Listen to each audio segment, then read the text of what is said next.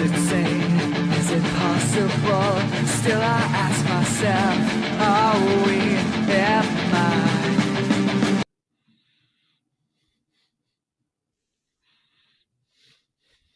Yes. Yes. Yes. Hey, everybody. How you doing? Anyone clog a toilet recently? Not me. Definitely not me. How you doing? Steve Dangle here on the STPN YouTube channel. Click like, click subscribe, tell all your friends. Producer Hayden on the back end. Doing his thing. I've got my pre-losing my voice. And it just drops to a register that I don't usually have. EA Sports. It's in the game. Question from Leaf Obstead as the Leafs take on the Buffalo Sabres. I'm not going to do this all night. I just enjoy it. Leaf Obstead. Is Grav still at STPN? Grav star streams when? I haven't talked to Grav in a bit. He did some stuff for us. We never brought him into the fold official, but I like that kid, man. I like what he does. He's got my number. You can reach out. Leafs. First half of a back-to-back. Apparently doing that voice has consequences. First half of a back-to-back. Against the Buffalo Sabres, who are winless in 11. 22 possible points over their last 11 games. They have obtained 3. The Leafs, despite not playing their best hockey over the last, let's say, 2 weeks or so, picking up a bunch of wins. Dennis Hildeby picked up the win against the Buffalo Sabres last time they played. He has been sent down. Matt Murray playing his first NHL game in over 600 days. It's a feel-good story. I really hope he does it. Marcus Brady asking, expectations for Murray tonight. Here's a reasonable expectation. The building is nearly exclusively Leaf fans. from that crowd shot. Okay, they found 2 Sabres fans. There you go. Here's a reasonable expectation that the Leafs play better in front of him than they have in front of anyone else in recent memory. Help out your goalies, guys. Help out your goalies. Owen V at the game. Go Leafs go, baby. I love that, buddy. Love that.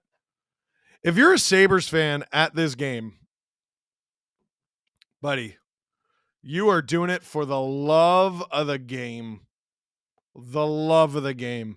You have the perfect pre-Christmas opportunity to, one, not watch one of the worst teams that your team has iced in recent memory, and that's saying something. And I'm talking about the stretch they've had. On paper, I don't really think they're this bad, but still. And also, you can rip off a bunch of Canadians pre-Christmas. Pair of tickets for this game, you're telling me you're not walking away with at least $250 Canadian? Come on now. Matt Murray, .931 save percentage in the American Hockey League this year. Robert Bett, nice to have you back, poop boy. It's good to be back.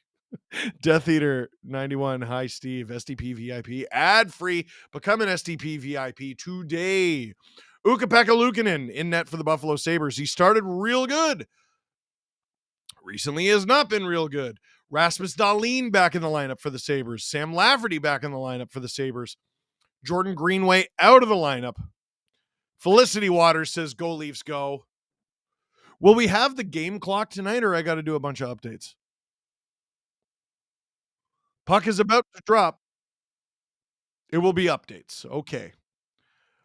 And the puck is dropped. Tage Thompson wins the game opening faceoff. Rasmus Dahlin gets the first touch after that, returning to the lineup. Near giveaway there. Connor Timmins is supposed to be playing with Morgan Riley tonight. Benoit with McCabe. Tanev is playing with OEL. Obviously, Craig Berube has the opportunity to switch anything that he wants. Interesting. Benoit McCabe we've seen sparsely this season. We saw it a lot last year. Tanev OEL, I don't remember really being a thing. Riley Timmins, I know, has never really been a thing. So interesting. Leafs top line out there. Matthews getting muscled by Power. Nyes out there with Matthews and Marner to start this game.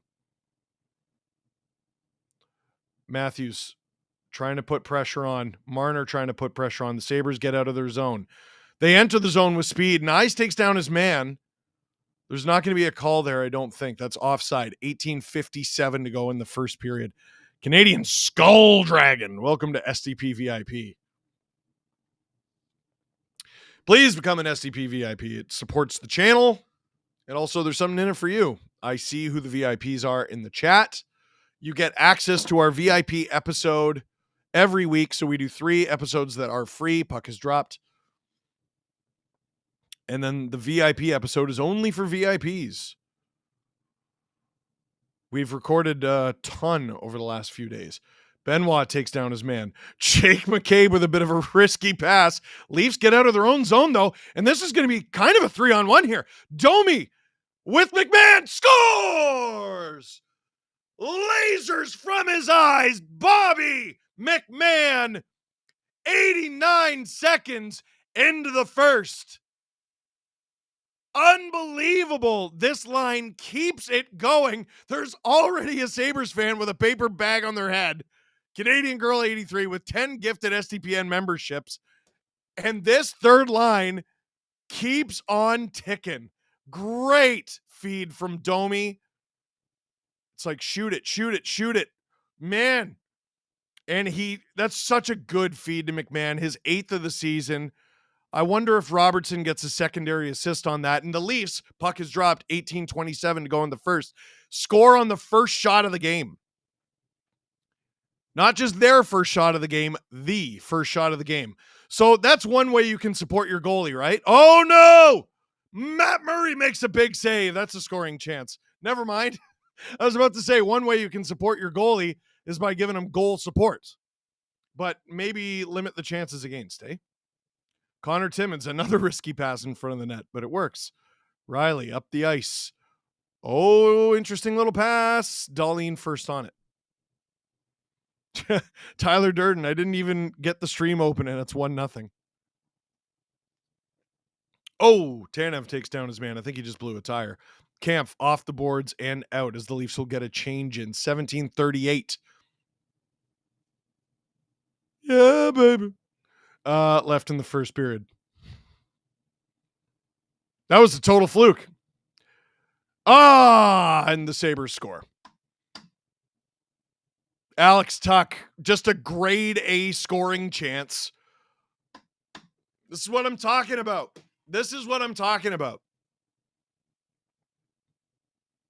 Any goalie is going to have trouble with that. Murray, the first shot he faces is a grade A scoring chance. He stops it. Leafs puck watching. That John Tavares, buddy. That's your guy. He's right next to you.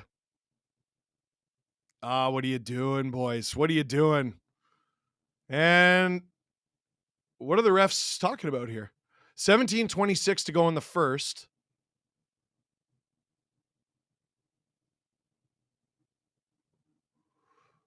I don't think the Leafs have challenged anything.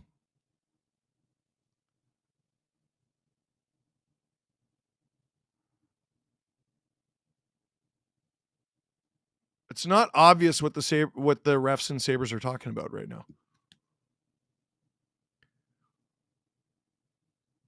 Goal disallowed due to a double minor.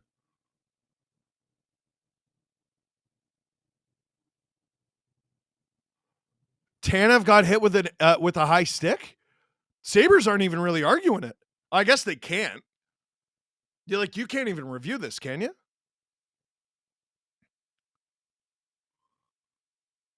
Oh, yeah, he definitely gets high sticked by that Zucker. Maybe that's part of the reason why the play broke down. Oh, yeah, he got it pretty bad. I mean, it's a penalty. So wait, because it's a double minor, they get to review the penalty. And if I'm not mistaken, if they decide it's not a penalty, don't the Sabres get a goal? I've never seen this.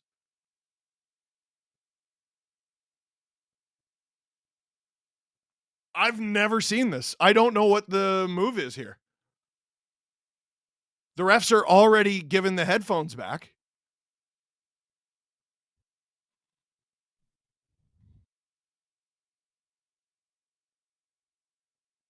Buffalo penalty, double minor, high sticking. So no goal. So Hayden asking, oh man, yeah, Tanev, I think it's his nose. Oh yeah. Solid nosebleed there. Might have broke it. So Zucker scored the goal, and instead of getting a goal, or no, Zucker didn't score the goal. It was Tuck. So yeah, Hayden asking why wasn't the play blown dead? I don't know. Because like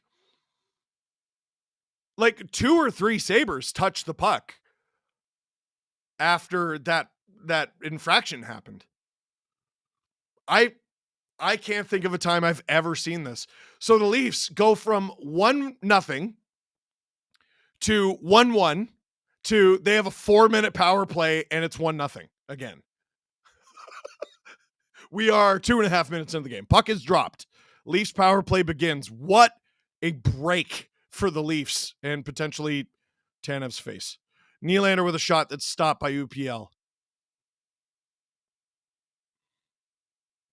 Tavares tries to prevent the clearing, but he cannot. Solomon just started watching. What the hell is happening? That's a great question. I think I just explained it as best I can. Nylander.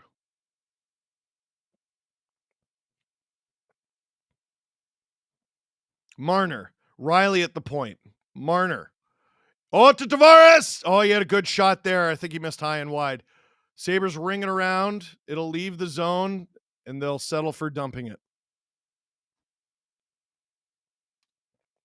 Gonna have to get a little chamomile tea in me at intermission, I think. Leafs dump it in. Travis Russell saying linesmen saw it, but they can't blow the play dead. That to me makes sense. I mean, ultimately they made the right call. Like Tanev's leaking bad. The Sabres didn't really argue it, but it's very Buffalo Sabres. Like nothing is going right for them. 30 seconds to go in the first minor of the double minor. Domi to Pacioretty. Nice! Oh, almost had a chance there. OEL. Robertson, OEL. Domi, OEL. Domi, do it. You can't put it on.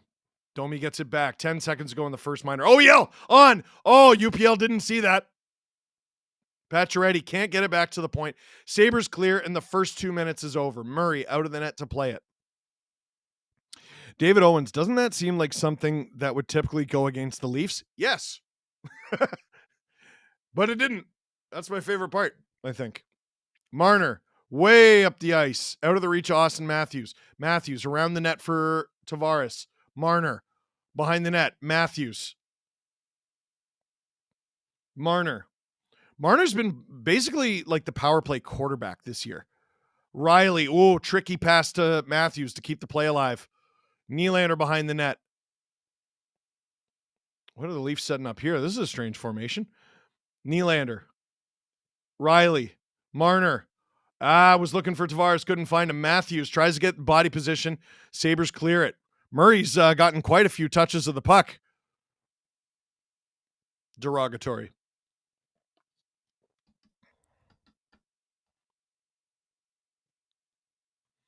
Would it kill this unit to shoot it? It would kill them, yes.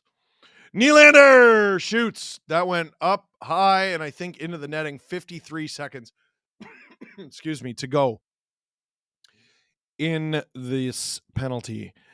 Eris Mix, in 2013, Nick Halmerson scored in the last few minutes of Game 7 versus Detroit, but it was waved off because the ref intended to blow the whistle for a penalty behind the net. Could be similar. Oh, now Chicago won that game. I'm pretty sure. Well, yeah, they won the cup, so they must have. Marner on. Oh! That was a down low pass there. 14-10 to go in the first period. Tavares to Nylander. Shoots! I think that went wide. It might have glanced the post. OEL to Willie. Tavares. Oh, can't get it. Oh, Marner keeps it alive. Willie. Oh, what a pass to Austin Matthews, who buries it. Leafs up 1-0. Sabres tie at 1-1. Goal called back. Penalty on Buffalo. It's 2-0 Toronto. 6 minutes and 5 seconds into the first period. What a spicy start to this one. And what a pass from Nylander to find Matthews. Oh, hell yeah. Austin. He missed practice today, or the skate today. He still doesn't look totally right. But one thing, yeah, he doesn't look great. But one thing you got to say, he's putting up the points recently. Justin Fisher, have the Sabres taken the crowd out of it? Yes or no? Man, that was a tough quote from Lindy. Wait, what?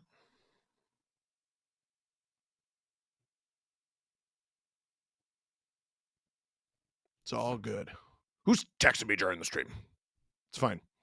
13 minutes, 32 seconds, 31, 30, 29, 28. So you can sync it up. Leafs, fourth line, gets it in deep. Kampf, Lorentz, and Holmberg. How didn't I even notice that? Holmberg in for Ryan Reeves. You know, I'm not one of the anti-Reeves guys out there, but Holmberg was playing some genuinely good hockey when they took him out of the lineup. I don't know if I love that decision, and I hope he has a great game tonight. He's someone I was really hard on earlier in the season, and it was earned. It was earned, but I think he earned some praise. Third line going to work. McMahon might have a chance again. Shoots. That one just goes wide. McCabe almost misplays it. Doesn't. Domi, McCabe, Robertson. Head fake. Head fake. Nice pass. Well, maybe not the nicest pass, but he finds McCabe. McMahon with it. On. Oh, tip from Domi. Doesn't get past UPL. 12:22 to go in the first. Sabres get out of their own zone, and they'll flip it out.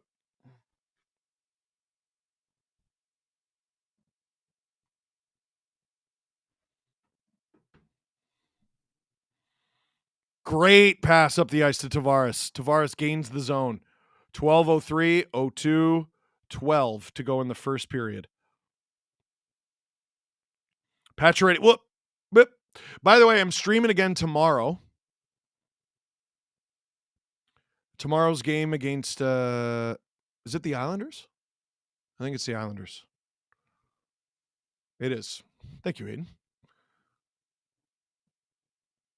What on earth happened with the puck there? Whatever. The Sabres have it. 11:35 to go in the first period. Wouldn't that be great if Chris Cuthbert did that? I don't know what's going on. That's why he's on TV and I'm here. Sabres ringing around. They're in the leaf zone for a change. Sabres still only one shot on goal. They had a shot taken away. That shot went in the back of the net, but it didn't count. Matt Murray has ridiculous luck for goals scored on him that get called back. There were 3 in one game a couple years ago against New Jersey. We're in commercial break right now. I think our first of the game because of all that penalty action. David Owens gifting 10 STPN memberships. Thank you. If there was ever a time to get STP VIP, the time is now. The time is always. But we've recorded so many episodes over this past week and the week before. We're taking a couple weeks off. We're still going to be doing streams. I'm still going to be doing LFRs, but the podcasts are pre-recorded. The VIPs are really good. We had one go up last night. There's obviously a lot of hockey on our network. The VIPs are typically not hockey. We did dabble a little bit in some hockey, but like, for example, the episode, Mike Schmidt dropping a 50 piece. So 50 of you were just gifted SDP VIP by Mike Schmidt. So if you see, whether it was David Owens, Canadian Girl, Mike Schmidt, if anyone gifted you a membership, please make sure to thank them. Mike says, enjoy the VIPs. Thank you. Adam kind of led the way with the most recent SDP VIP because there's was it BuzzFeed? A BuzzFeed article about divorce. And some parts are heavy. Some parts are funny. It kind of runs the gamut of emotions. We've already got a lot of positive feedback about it. It is not what you would typically hear on the SDP, but it's not the SDP. It's SDP VIP. Adam McCarthy. So, has Adam forgiven you for Wednesday? So, for those of you who weren't there, okay. You know what? I'll tell the story next commercial break. 11:13 to go in the first period. Puck has dropped. It's a story that deserves its time. Oh, tip in front. Almost went in. Paula Bellin. Paula Bellin. There we go, Steve. 5 SDPN memberships. Thank you. Feliz Navidad. Darlene goes to put it on. Ooh. That hit someone. That hit a Leaf in front, and they are in a world of pain. Oliver Ekman Larson. I'm not going to lie, folks. I think that hit him in the pills.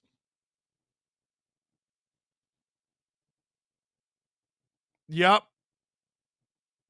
Oh, shit. Darlene shoots it. It deflected. Oh, no. Oh. Oh, shit.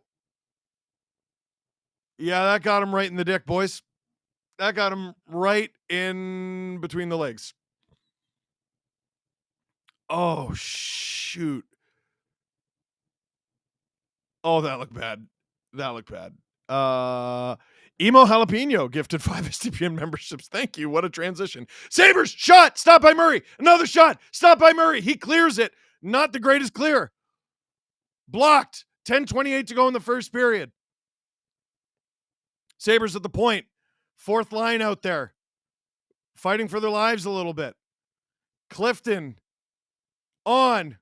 That one doesn't get through. Sabres still with it. Current ozone time 40 seconds. Not great at all. Cousins puts it around the net. McCabe handles that. Takes a hit. Sabres still with it. Cousins. Oh boy, this is getting bad fast. Stop by Murray. Cover it up. They don't cover it up. They flip it out. Oh, and it's perfect. It gets it deep, but it's not icing. Absolutely perfect. I'm not sure who cleared that. That was great for the Leafs. They desperately needed it. But here come the Sabres again. 9:35 to go in the first period. Almost every save Murray has made in this game has come in the last 45 seconds. Sabres shovel it into the corner. McMahon after it. Timmins after it. Riley after it. Someone get it off these guys. Jeez. When was the last time the Sabres had a shift this good? And did not have a goal disallowed at the end of it. Puck in the neutral zone. Sabres still with it. Robertson with it in his own zone. Hook pass to McMahon and it works. Robertson does a good job to separate his man from the puck. Sabres get it deep, but the Leafs have numbers here. Timmins with it. Riley. Wonder what they do with the pairings now that OEL is out. My guess is you reunite Tanev and McCabe. Because McCabe's third pair, you can give him more ice time. And that's exactly what they're doing right now. They got McCabe out there with Tanev. Pacioretty battling for it. Sabres with quite the push in the last couple minutes here. Benson. Tanev, gauze in his nose and everything. Drops it for McCabe. So the Leafs are with 5 D-men right now, but they also got one with a ailing face. Nylander goes 1-on-5 and still has it. Benoit drops it for, there's no one there, Benny. And now the Sabres escape with numbers. Thompson. Good pressure from Nyes behind him. Him and Marner combined to separate him from the puck, and here comes Marner. Gets it to Connor Timmins. Yeah, you can tell the Leafs are fighting it a little bit with who they got on the back end. They're not quite sure what they're doing. Matthews with it. Drives the net. Drives around. Goes for the wraparound. Doesn't work. 7:30 to go in the first period. Matthews knocked to the ice. He gets the puck back to Marner. Oh! Tried to get it to Nyes. That would have been disgusting. A fight.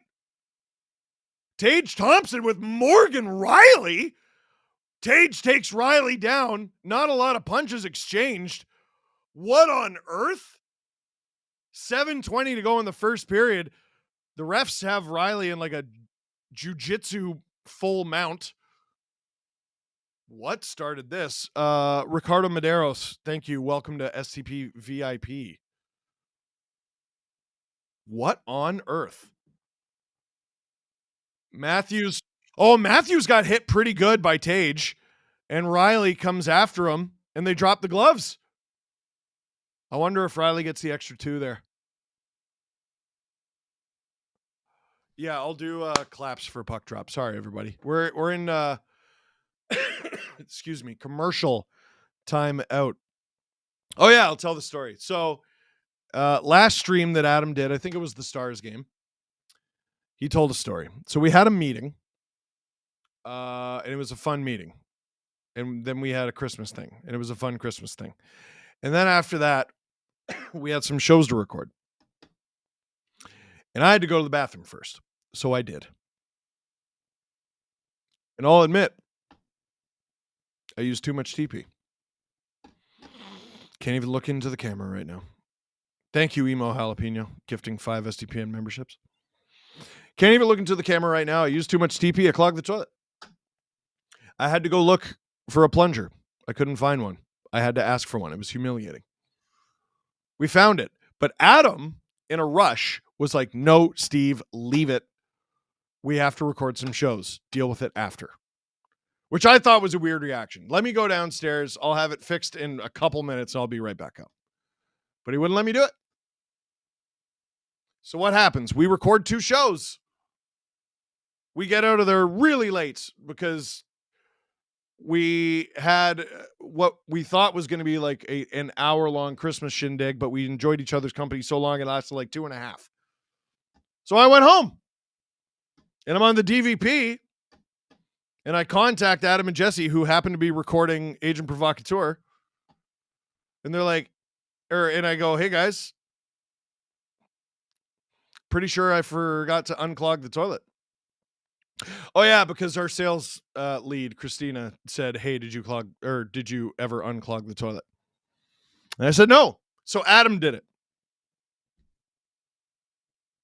After his stream the other day.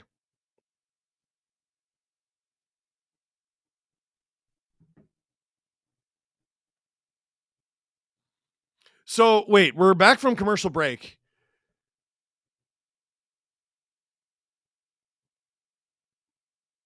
So Tage Thompson is in the box. Morgan Riley is in the box and Nick Robertson is in the box. I guess Robertson is serving Riley's penalty, but it's not an instigator, it's roughing. I'm not sure I understand that, but either way, the Sabres have the power play and they get a shot there. I forgot to clap. 17, 12, 11, 10, 7, 8, 7, 6, 5, 4, 3, 2, 1. 7 minutes to go. Sabres enter the Leaf zone. They're at the point. Dahlin. Oh, Cousins drives the net. Knocked off his stick. Sabres hold the line. Peterka down low. Peterka on the half wall to the point. Peterka again. Great puck movement from Peterka. Dahlin blasts it on. Stopped by Murray. Whoa! McCabe shoves his man to the ice, and that draws a crowd.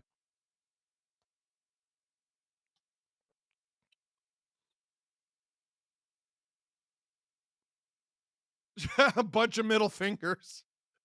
Was that Dwayne? You know Sabres fan Dwayne? That looked like Dwayne behind the Leafs net.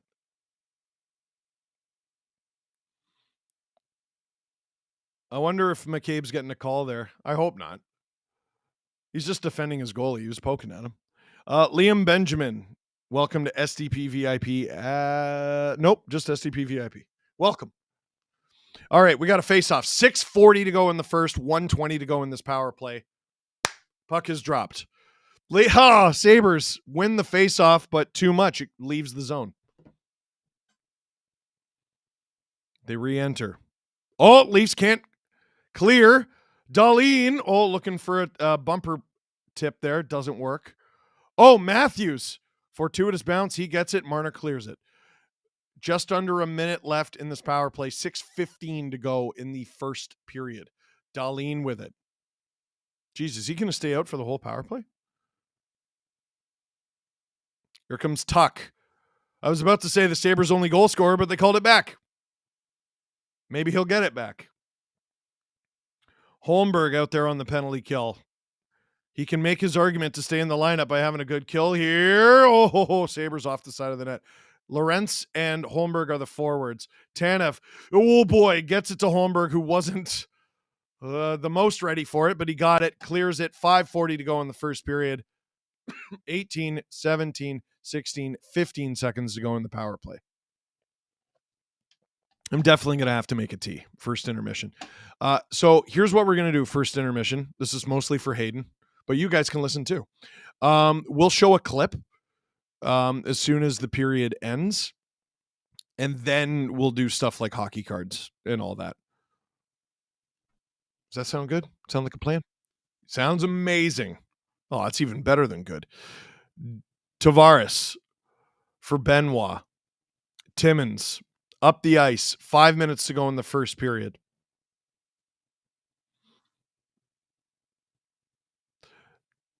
Oh, Ekman Larson has returned to the Leafs bench. We like that. And actually, he's on the ice right now. OEL chasing after the puck right now. Presumably with a bag of frozen peas in his hockey pants. Sabres. Oh, by Matt Murray's body language, I thought that was icing. It is not. A fast-moving period. Nick Robertson gets it to Max Domi. Stop by UPL. Robertson, little shoulder check. Gives it to McCabe. Leafs looking for a deflection there. They don't get it. Benoit. They go right back to this McCabe-Benoit pairing now that OEL is back. Robertson, good job holding the line. He's got McMahon. McMahon couldn't find Domi, and the Sabres will get it out of their zone. Hand pass there on the Leafs. Exactly 4 minutes to go in the first period. Robert Bet, could this year's Buffalo Sabres be the Leafs of the 84-85 season when we went 20-52-8 as we go into commercial break? I wasn't alive for those 80s Leafs teams that were supposedly really bad. My version of that is the Peter Horacek Leafs. And it's a shame because the Leafs were not bad because of Peter Horacek. But they get called the Horacek Leafs because it describes the era. They had Randy Carlyle, weren't good, but they were in a playoff spot when he got fired. They were on their way down when he got fired, but they were in a playoff spot. The Leafs pulled the rug on the Leafs. And Horacek inherited one of the most sad sack NHL teams I've ever seen. If I remember correctly, it was 11 wins in their final 55 games of the 14-15 season. That team is the reason the Leafs have Mitch Marner. Dude, it was the McDavid draft. It was Eichel. If you think you might be bad, just tank. And then they don't get the first pick, but then you can either have Dylan Strome or Mitch Marner. They pick fourth. I think it was the Coyotes pick Dylan Strome. Leafs go Mitch Marner. The next year, Leafs still bad. They have Austin Matthews. The Leafs finished last in 15-16, and I think the 15-16 team could kick the 14-15 team's ass. Whoa, Cassie just remembered Canada has ketchup chips. Very excited. Oh, yeah. Welcome. And she drops a 50-piece on us, Cassie Clan. Cassie Clan. Cassie Clan. If you got gifted a membership, thank Cassie. I forgot to clap. 3:46, 45, 44, 43 to go in the first period. Leafs get it deep in the Sabres zone. Tanev can't hold the line there. Here come the Sabres. 2-on-2. Oh, 3-on-2, actually. Whoa, stopped by Murray. Didn't handle it the most confidently, but he handled it. Covers it up. 3:30 to go in the first period. Leafs only have 5 shots on goal. They haven't gotten a shot on goal, I want to say since the second goal.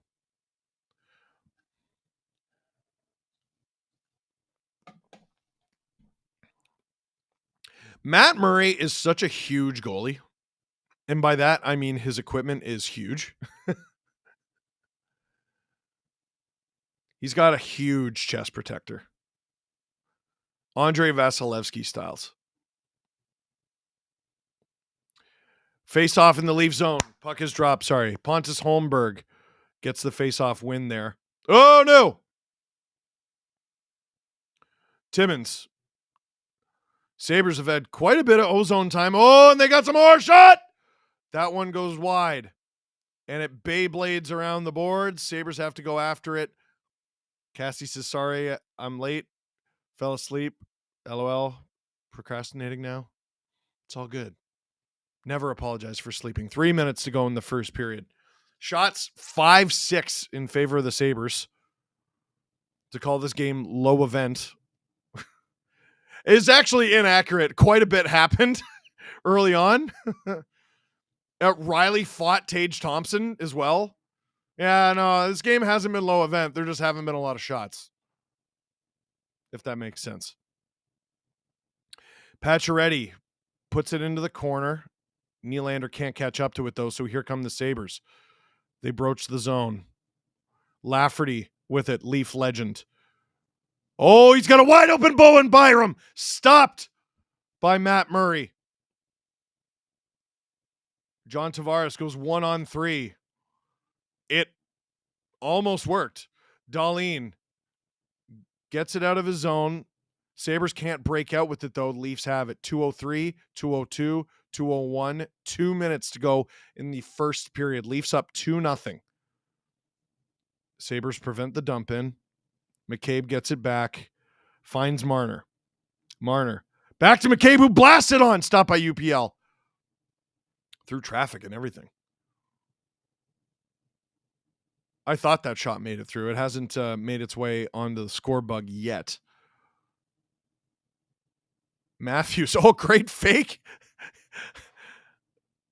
Fooled me. Tanev and McCabe out there together. Nice. Marner. Oh, Marner doesn't receive the pass well. If he does, he probably shoots that. Matthews, good defensive stick at the offensive blue line.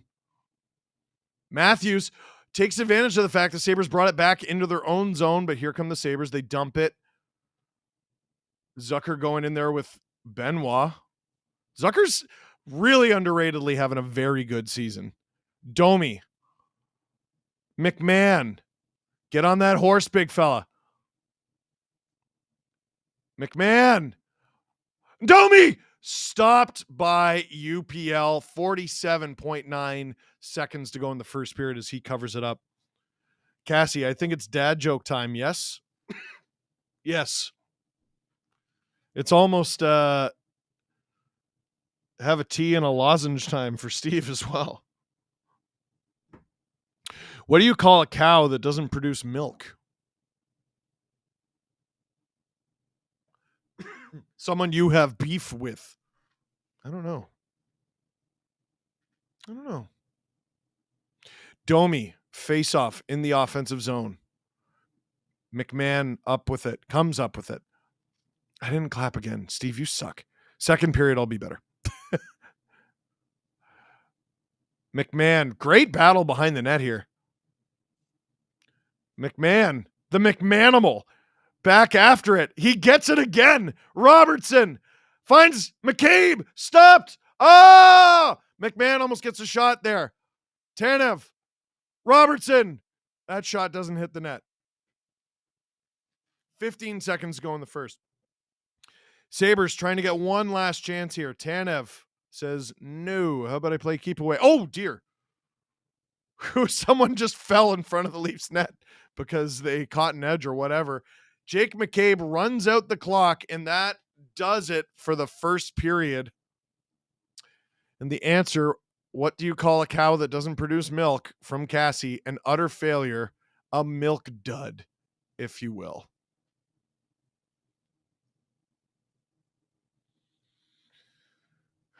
I'm so tired, Cassie. I'm annoyed by how good that is. And it's two-pronged. You couldn't decide what was better, an utter failure or a milk dud. Extremely, extremely good. Good stuff.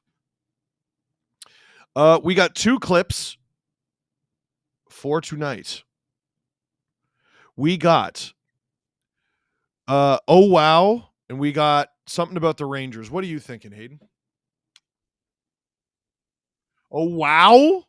Let's do a little oh wow. Real quick before we get to that, Alexander Watt, welcome to SDP VIP, and Robert Bett, if memory serves me, and usually doesn't, age-related, what?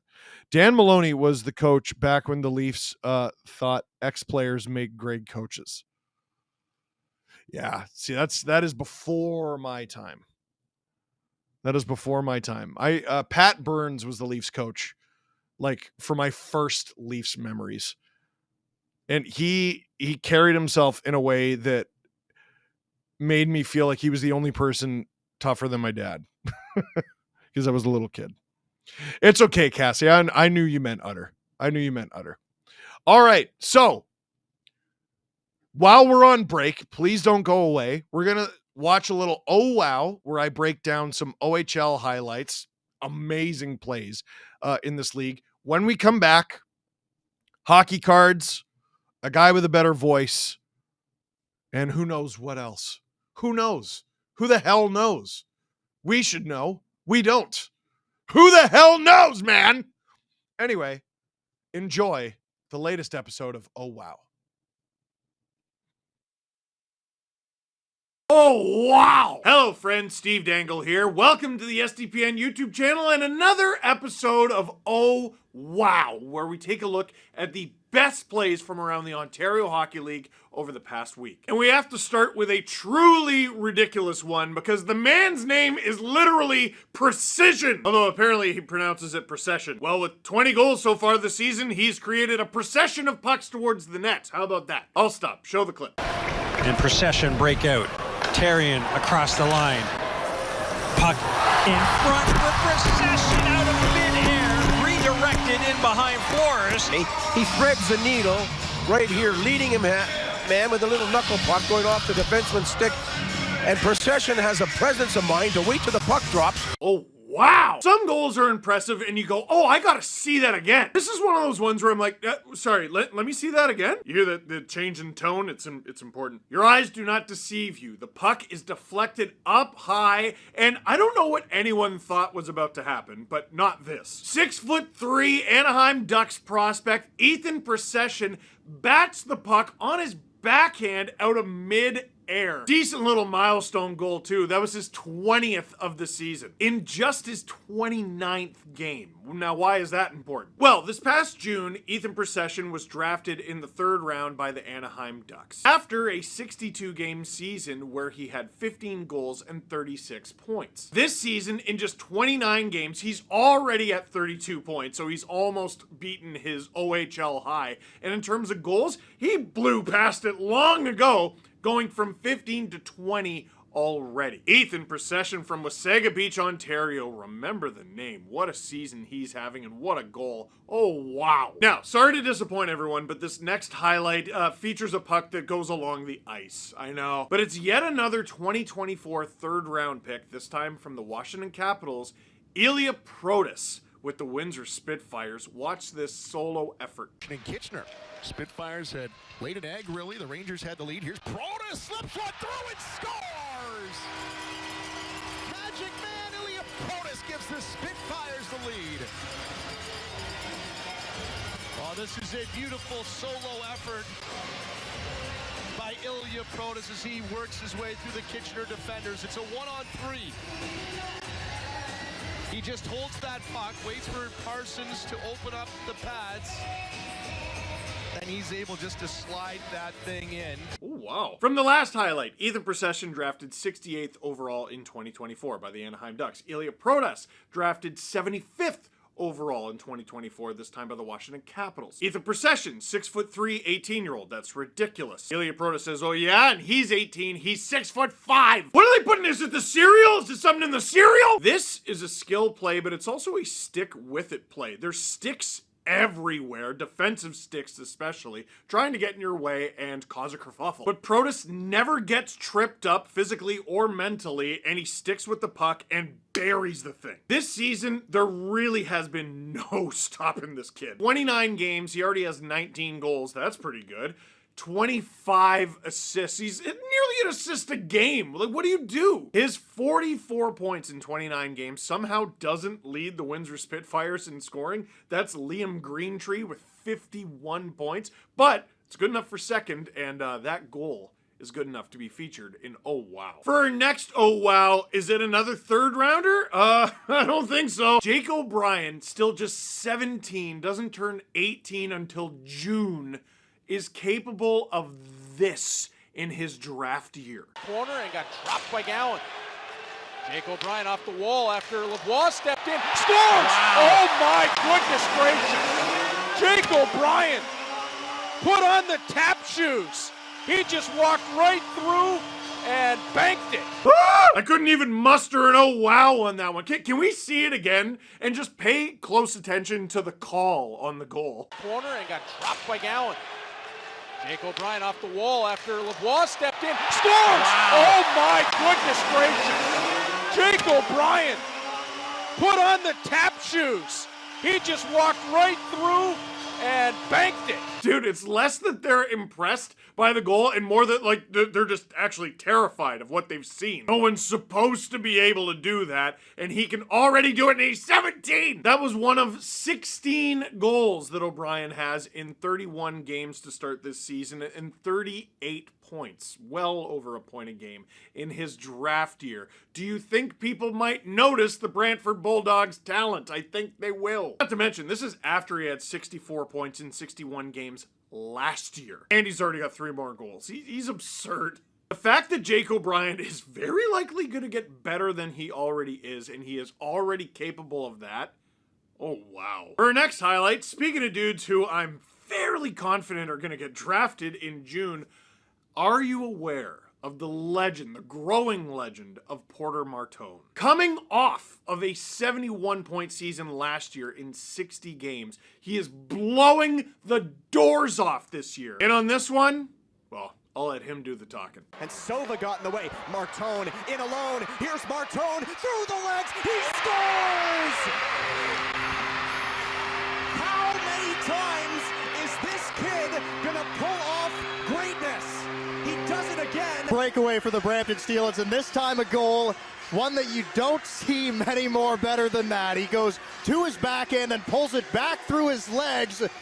Not exactly sure. I think it went underneath the pad. Ugh. We can't call this video series ugh, can we? Porter Martone has played 26 games. Porter Martone has 54 points. Porter Martone is playing for Team Canada at the World Junior Hockey Championships. After the World Junior Hockey Championships are done, Porter Martone is also the captain of the Mississauga Steelheads. If you can make it, you should probably make it out to a few games to watch Porter Martone. The showmanship with the goal, the showmanship with the Sally, it's a beautiful thing. Oh, wow. For our next highlight, some more young talent from around the OHL. Matthew Schaefer, dude. He's only 17, and he already played a 56-game season in the OHL with the Erie Otters last year. This year, the Stony Creek native is over a point a game as a defenseman. And this is the sort of thing he can do. This is a sweet dish. Here is Schaefer. Schaefer always knows when to turn defense into attack. Driving in, dancing around. Schaefer pass. Oh my goodness!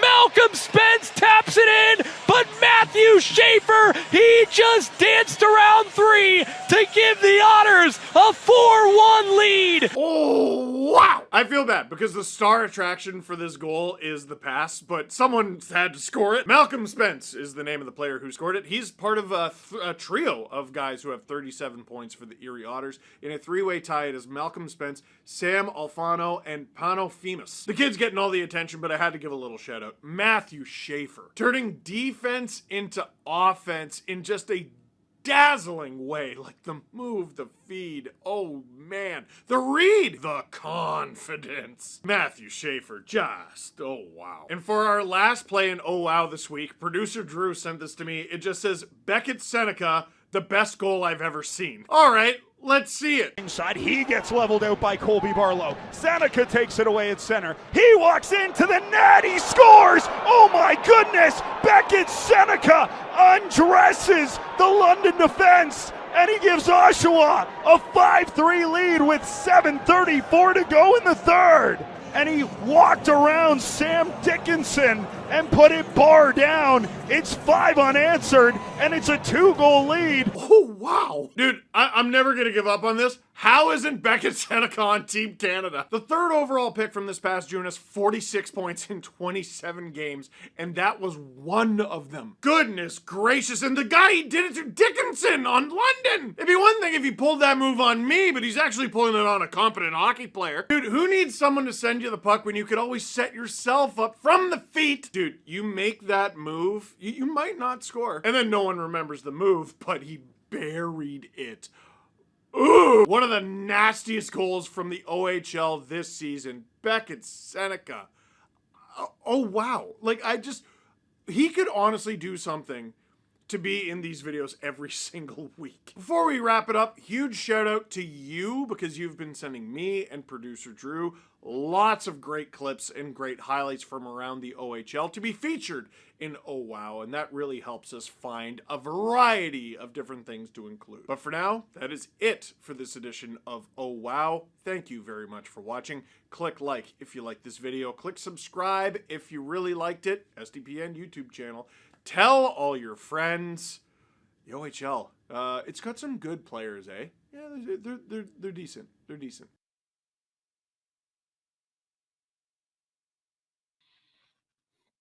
Hello, everyone. Steve Dangle here. Welcome to the SDPN YouTube channel. I really hope you enjoyed that episode of Oh Wow that we just showed. I want to apologize to producer Hayden and also throw my wife under the bus. I came downstairs and I'm like, all right, all I got to do, I got my tea here. I got my lozenges and all I need is my hockey cards and my Pokemon cards. I come downstairs. My wife put them away. And I don't know where. So I was rummaging through everything and creating the very mess that she cleaned up, I'm sure. And I was almost late. But I was not late. I'm back. We're still in intermission. We got Pokemon cards.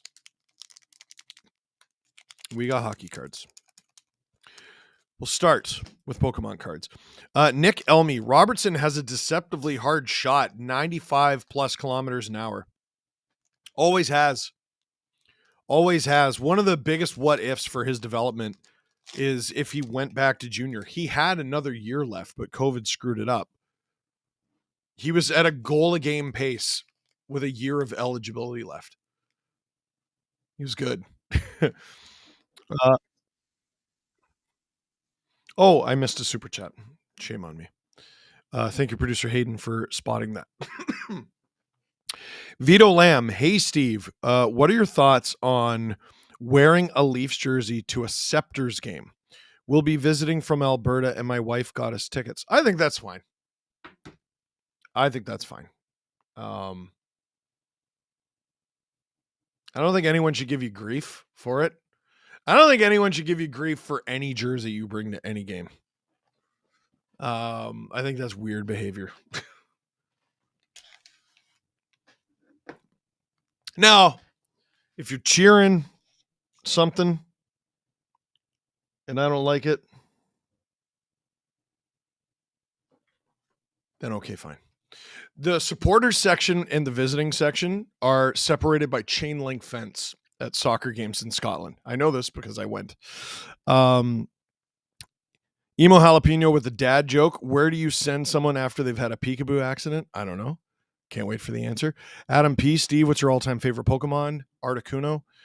Aqua Gamer, you got the LFR title backwards. It's supposed to be Jolly Wally to reference McClay's Navy. Oh, I think you meant McHale's Navy. How dare you? Okay, Pokemon cards. Let's get this done. Ooh, basic. Eevee. By the way, these are the original 151, the special pack. That's the name of your dog, producer Hayden? Ah. Pull a Charizard or we unsub. I'll try. Not to be confused with James Grimer. Weedle. Oh, this is going to drive. Adam's going to be so pissed. Zubat. That's an old podcast reference. We hate friggin' Zubats. This is a pretty good card. Lapras. Very good card. Cycling Road. Scyther.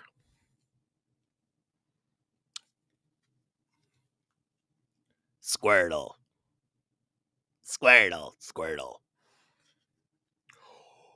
Oh, we pulled a crazy card, folks. Energy sticker. I'm going to save the crazy card for last. Basic energy. I think that's just called Starbucks, isn't it? some sort of Pokemon redeem code. I don't know what that is. This is the crazy card. Aqua Gamer, I'd laugh if he drew an Articuno card. God, I wish. Pretty good, though. Vileplume. A 140 HP Vileplume with fully blooming energy and solar beam. Folks, that's a good card. That is a real good card. We're still in commercial, which means we're still in intermission, which means we have time to open hockey cards. Maybe we'll get a Charizard in this one. I doubt it. Cassie, how do you tell the difference between a plumber and a chemist? You ask them to pronounce the word unionized. Oh, wait, that's a chemistry joke, not a union joke. I'm stupid. Fabian Zetterland. Jared Martin is correct. Steve is the GOAT. Like the stream, folks. Wes Richard gifted 50 SDPN memberships. The third 50 piece dropped on us tonight. Let's keep it going. Ryan O'Reilly, we're about to return for the second period. Charlie Coyle, boo. Jesper Bratt. Quinn Hughes. Oh, old school rookie of Cam Ward. That's crazy. Old school Young Guns. A real Young Guns of Mason Morelli from the Vegas Golden Knights. He was a high pick, wasn't he? Aimbots, Braden Point, special insert. Ooh, never seen that. Andrei Svechnikov, Ryan McDonough, Mikhail Sergachev, now a collector's item. Zach Werenski might win the Norris. That's a good pack. As we finish that up just in time for the beginning of the second period. God, I'm good at this. Leafs win the face-off. I didn't clap. You suck.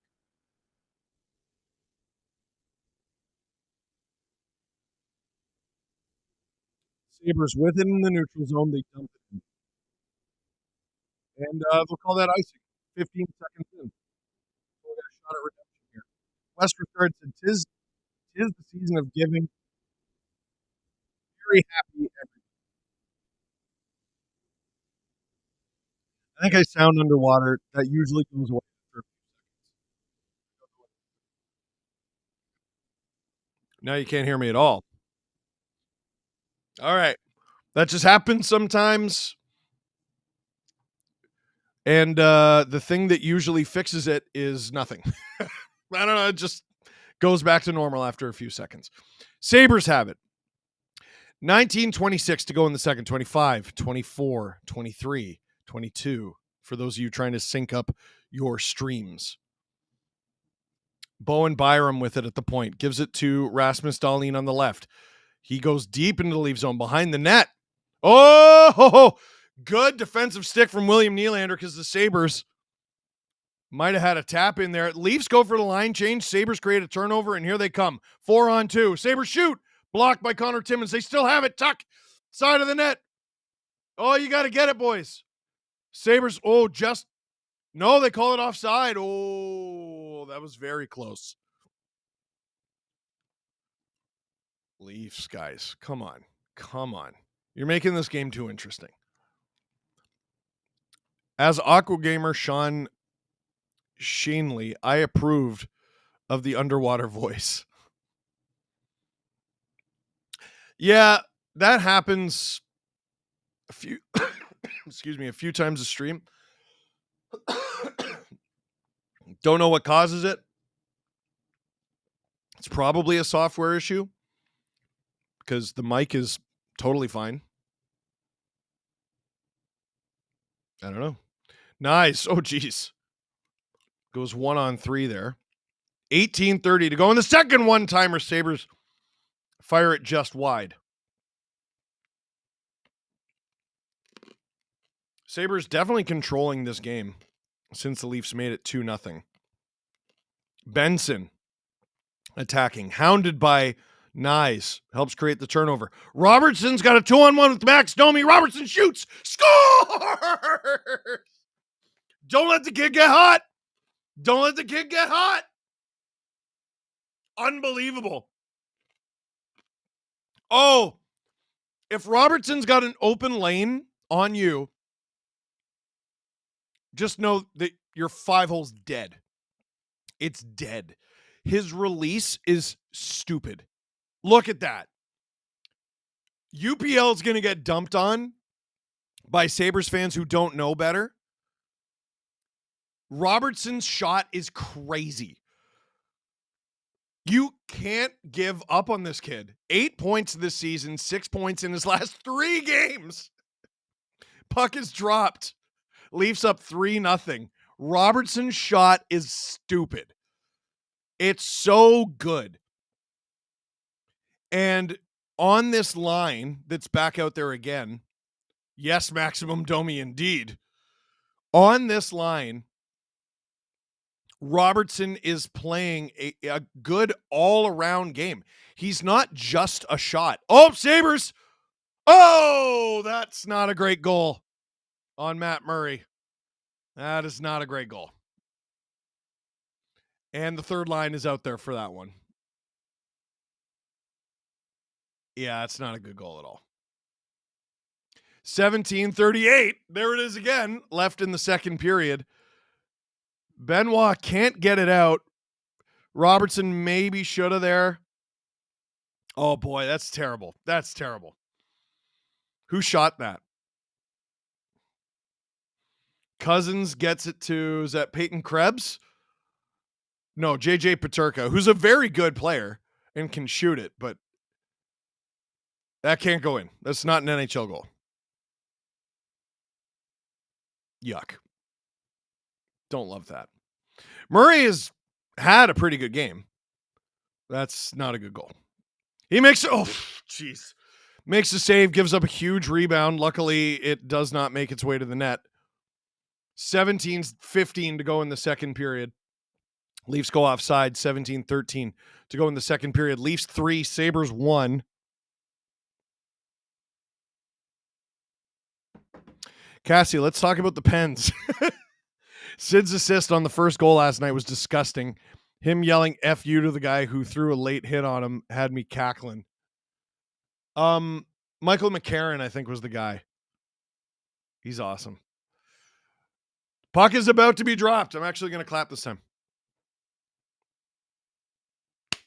They drop the puck. Tage Thompson wins it. Sabres have it. Murray plays the puck to Connor Timmins, gets it to John Tavares in the neutral zone. Strong power move there. Gets it to Riley. That one just goes wide. That was Peterka's 9th of the season, by the way. Cousins getting an assist on that as well. Cousins, who has been in trade talks. I don't know why. Oh, what a play by Tuck. Almost scored there. Matthews gets it out of the zone. He's joined by William Nylander. This is Matthews with Pacioretty and Nylander. I don't know if this is on purpose or not.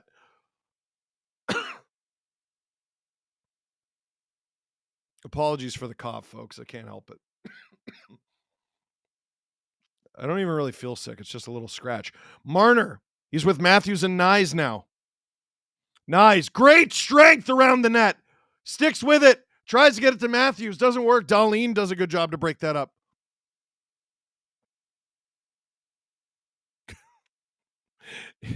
Emo Jalapeno. Sorry, I should have included my answer. Where do you send someone after a peekaboo accident? The ICU.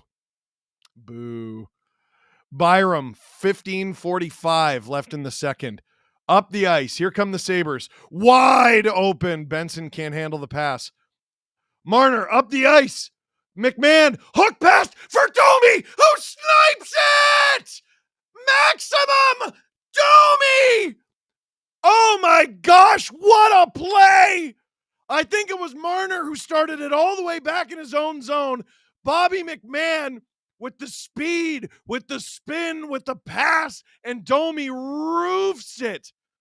It was indeed Marner. Off the skate of Benson, up to McMahon. Oh! The third line redeems itself awful quickly. That's disgusting. And who knew that the thing to save Max Domi's season is the Buffalo Sabres, just like his old man. Is Lindy Ruff taking a timeout here? I think he is.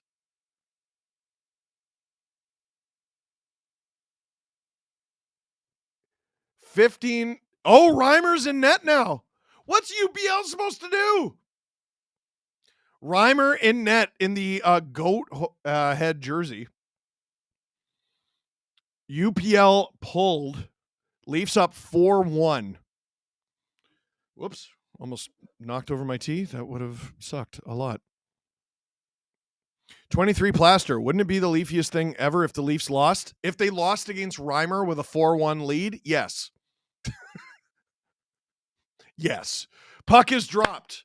15:30 to go in the second. Third line out there again. They're not going to want to surrender a goal like they did last time they scored. Domi, good defensive stick. Sabres hold on to it. Tanev to Robertson. Feathers it to Domi. Nice. Domi, he's hit off the puck. Robertson in pursuit. Domi gets it to McMahon. McMahon on! Stop by Reimer. Oh!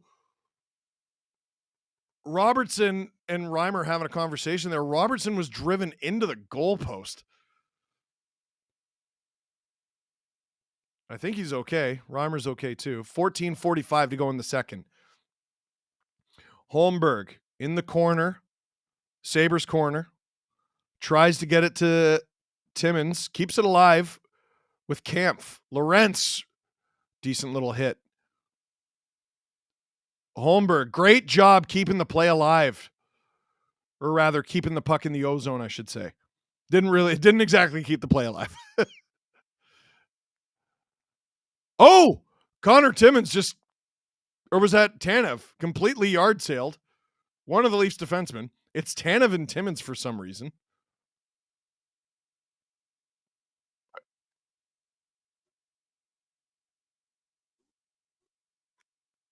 This is the first time Max Domi has had goals in 3 consecutive games since the 1920 season. So this is the first time Domi has had goals in 3 straight games post-COVID.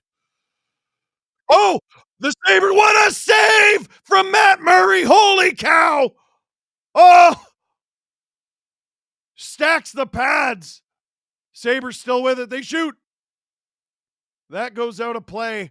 Oh, what a save from Matt Murray. That happened like a flash. I didn't even see who that was. Alex Tuck burning Jake McCabe alive and totally bailed out by Matt Murray. Tell you what, bud, you're redeemed. That was crazy. This reminds me of Matt Murray when he was first with the Leafs. He wouldn't have a bad game per se. You'd be like, yeah, I remember him making some really big saves. And then you look and he's allowed 4. Like almost every time. He's only allowed 1 tonight. 2, technically. But they called 1 back. So technically 1, I guess. Matt Gould. That's some maximum Domi. Are you going to miss the Sabres when they move out of Buffalo in 2027 after the arena leases up, says Josh Bittner. There's 0 chance of that happening. Row Live. Wow, my stream crashed twice in the last 3 minutes. I've missed all 3 goals this period. Oh no, that sucks. David Owens. This has to be the third line for game 1 of the playoffs. No, I mean, it's growing on me for sure. My guess is when the playoffs start, they'll have a bigger, nastier line, but they're playing so well. I don't know. Here's the great news. It's December. We don't have to answer that for January, February, March, April. Nearly almost 4 full months. Nick Elmy, every time I look up, the third line is on. Good. Alex, is this what depth goaltending feels like? Boy, the story of Matt Murray changed pretty quick, eh?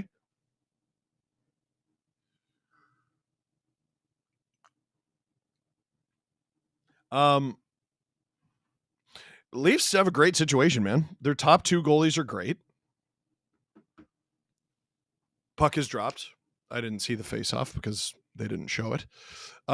Their top two goalies are doing great. Murray's the veteran backup, and you got two young guys in the minors playing pretty well.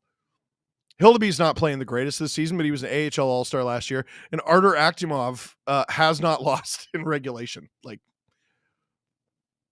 this is the healthiest the Leafs have been in net organizationally in a very long time. I can't remember the last time it was this deep. Sabres get into the Leaf zone. Matt Nyes gets Nylander breakaway, but he was offside and he fell and it was embarrassing. 12:41 to go in the second period. Stranger Adios. Idea for friendly bet on the podcast.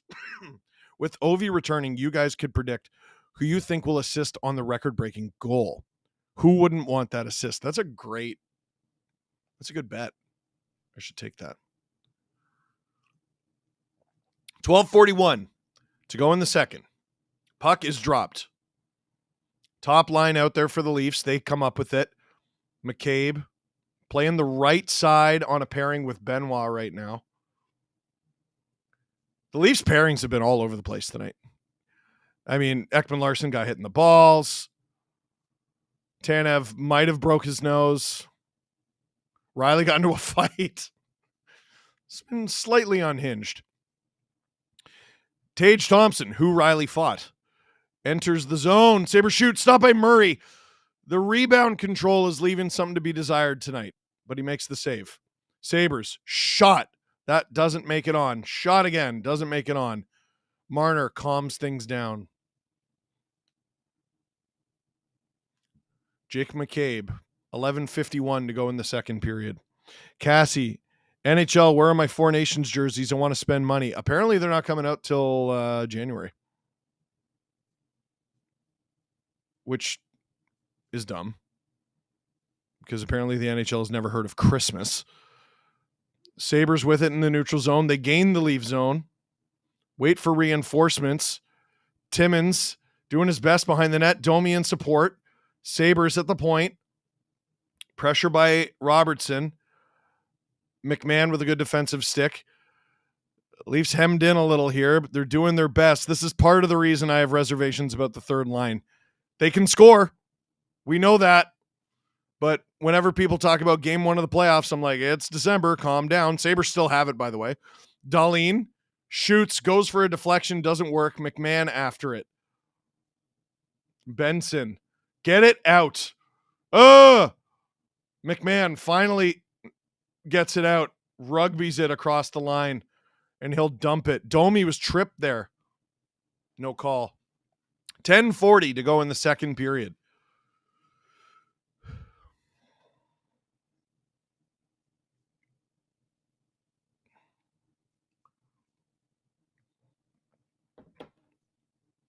Murray holds on to it. 10:30 to go.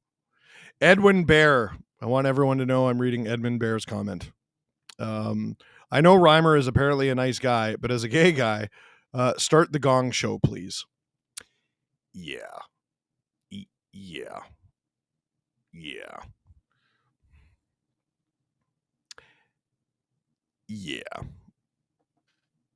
10:30 to go in the second. Puck is dropped. Leafs win the faceoff. Tanev to Steven Lorentz. Nice move from David Kampf to get it out. Doesn't give it to anyone in particular. Pontus Holmberg is on it, though. Lorentz creates a turnover right in front of the Sabres net. Shot from the point. Ekman-Larsson, I don't know if that was stopped or blocked. Doesn't matter. Didn't go in. Holmberg with it. Gilbert knocks Holmberg to the ice. He gets right back. Oh, Leafs almost create another turnover there. Good start to a fourth line shift here. 9:50 to go in the second. Sabres out of reach of Peterka, and they will ice it. 9:46 to go in the second. Cassie, you don't need to know. Sorry. You said, NHL makes me want to put my head through a wall. So I spoke to my doctor about that. That's bad for you. 9:46 to go in the second period. Face off in the Sabre zone. John Tavares wins it clean. Riley. Oh! Feathers it in! And Tavares redirects it, stopped by Reimer.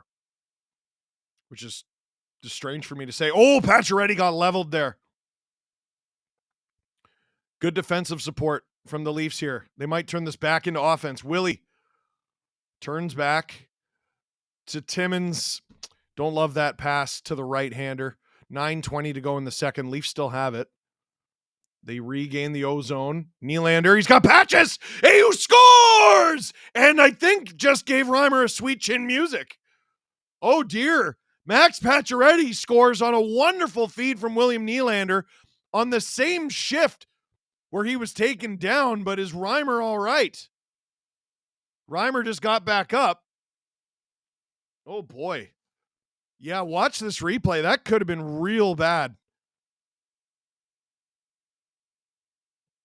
Oh, wow. Yeah, Pacioretty scores the goal. And after the puck is already in the net, Pacioretty falls down, but as he's falling down, his skate comes perilously close to Reimer's face and neck. Pacioretty's 5th of the season as the play resumes. Nylander and Tavares with their 15th assists each.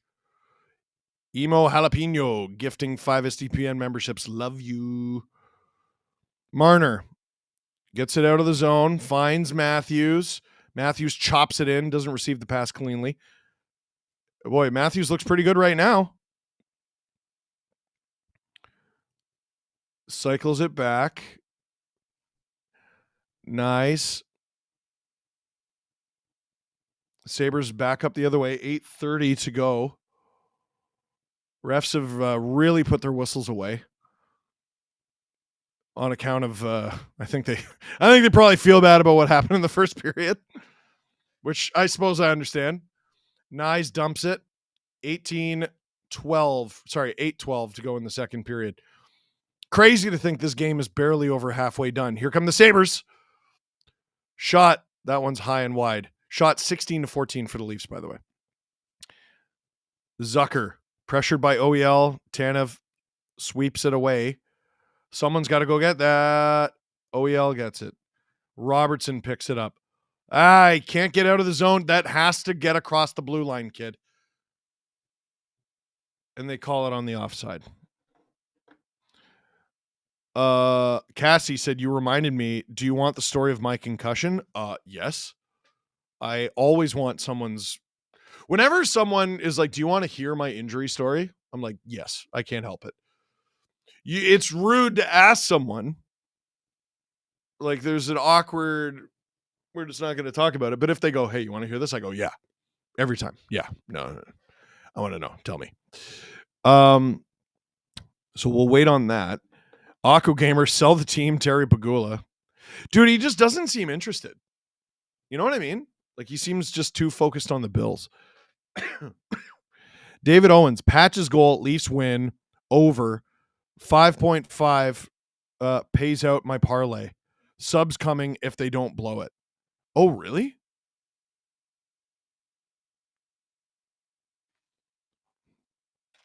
This is why I'm $2, Steve.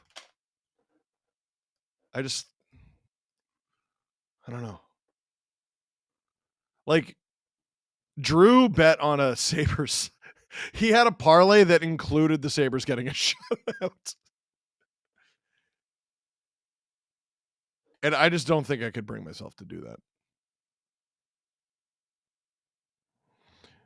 Cassie, I'll DM it to you. It's a bit long. Okay. Can I say it on the stream? Surely.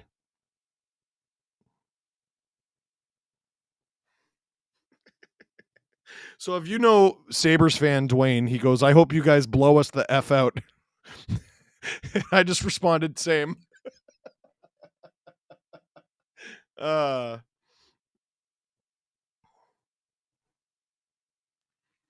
geez, I never tweeted the link, did I? Idiot. All right, well, let me do it.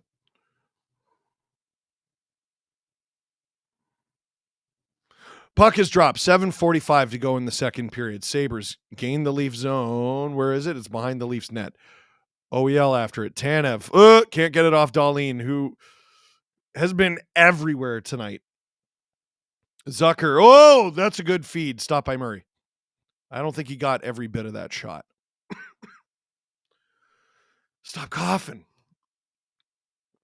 Dahlin with it at the point. Pacioretty does a good job taking it off him, and he gets out of the zone. Tavares, one-on-one against Byram. He drives. He waits for enforcements. Shot. Stop by Reimer.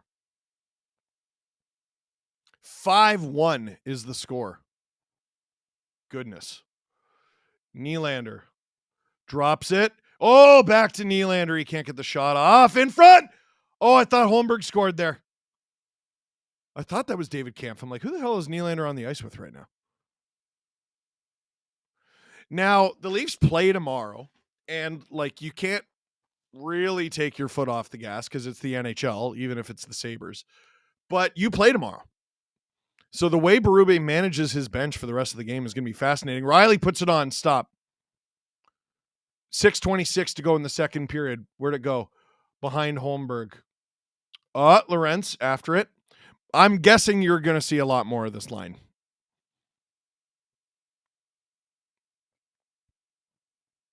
Lorentz after it. Clifton.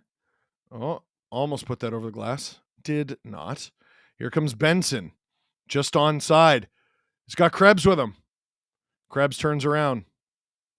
Hit. Marner kicks it, but not out. Sabre, thought they go for the one-timer there. They don't. They shoot. That doesn't make it through. Holmberg is tired. He's been out there quite a while. Matthews and Marner out there. Matthews can't take it off. Power shoots. Stopped by Murray. And, McCabe takes exception to the poking of Murray. I think that's Dylan Cousins. And they're going at it. They would have fought had the refs not gotten involved there.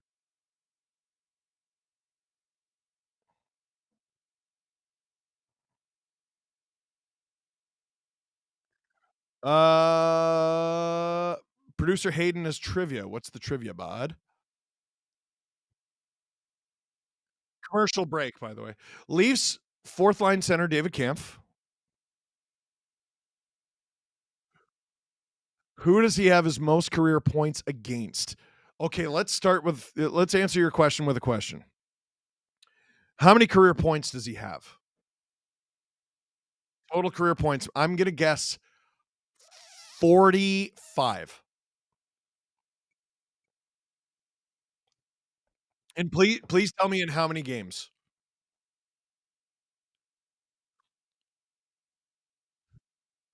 David Kampf has 143 points.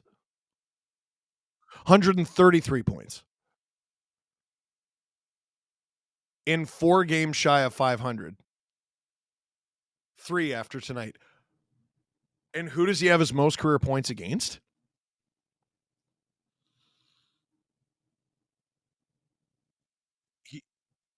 The total is 8 points.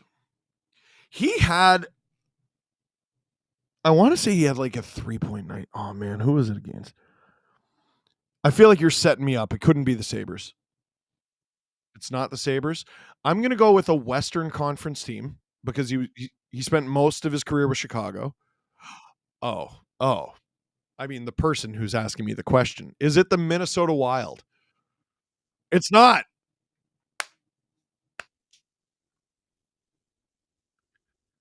Who is it?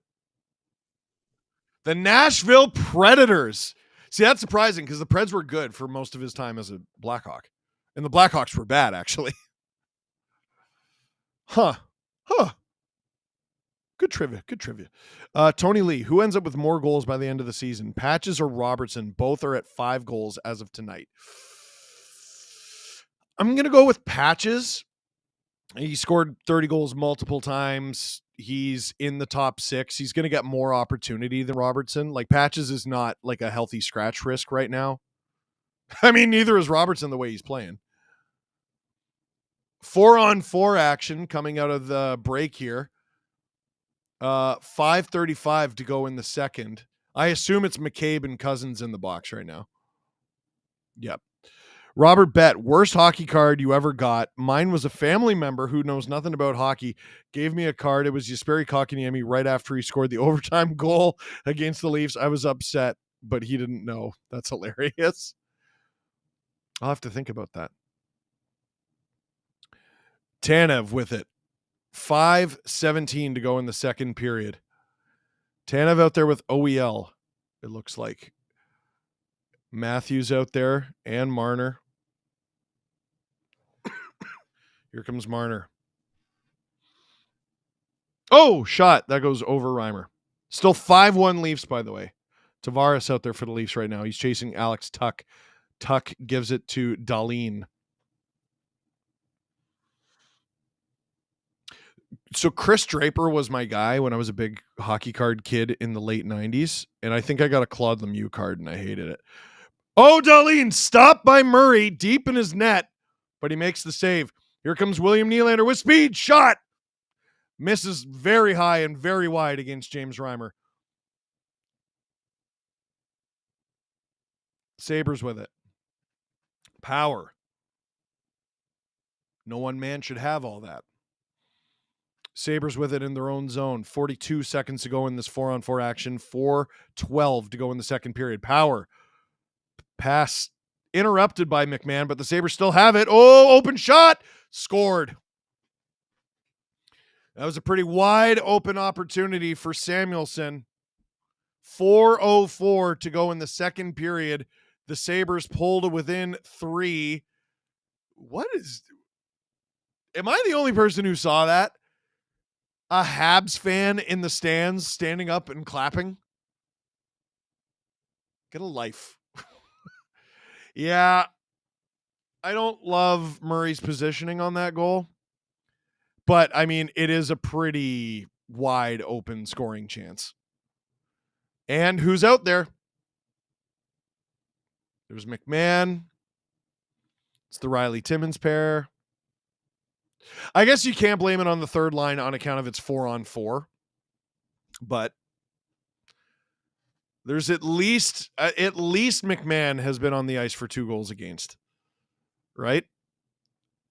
He's been unreal. But this is my reservation with the third line. Matthews to Marner. Marner has Tanev. That was Samuelson's second goal of the season.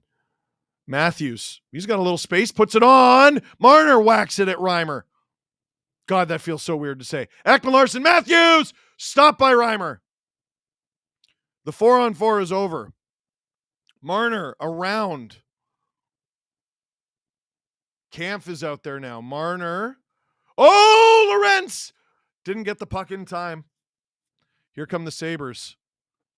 Timmins and Benoit out there together right now. Oh, Cassie sent that concussion story. I'll wait for intermission. I'll read it, then we'll play the clip. Under 3 minutes to go in the second period. Mike Martell, as a longtime Buffalo fan, I'm starting to look at prospects available at the top end of the 2025 draft. I don't think that's a terrible idea. Good news is I think it's supposed to be a pretty good draft.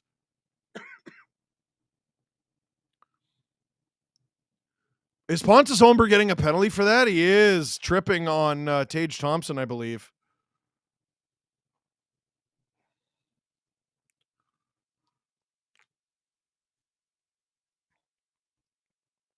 Can McKenna save the Sabres? Who's McKenna? Oh, the guy that's going to go first overall. Oh, see, is it McKenna or is that the kid who's supposed to go next year? I know Michael Misa is going this year. Oh, McKenna is next year. Yeah, no, that kid's crazy. I mean, if the Sabres are still ass, then yeah, maybe he will. Holmberg in the box, 2:17 to go in the second. Do not let the Sabres pull to within 2 before intermission. Doug Lee fan, Steve, that goal went off McMahon's stick. Did it? Well, that might explain it then. Well, thank you. I will go easy on Murray then. Allison Wolf, started a new job a few weeks ago after losing my previous job earlier this year, and I finally got paid. Love the channel and go Leafs go. Thank you, Allison. And congrats to you. 2:17 to go in the second period. Sabres power play about to begin. Face off. Puck is dropped. Leafs win the draw. Oh no, Tanev fans on it. Oh, back behind the Leafs net. Oh, Matthews gets it and fires it down the ice. That wasn't flying. That was falling with style.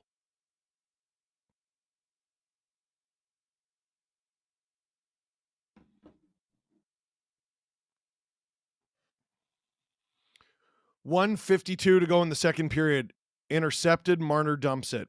A quarter of this Sabres penalty is gone. 1:45 to go in the second period. Not a ton of time between this penalty being killed and the end of the second period. Hopefully, the penalty gets killed. Cleared by the Leafs again. 1:30 to go in the second. $1:12 to go in the power play.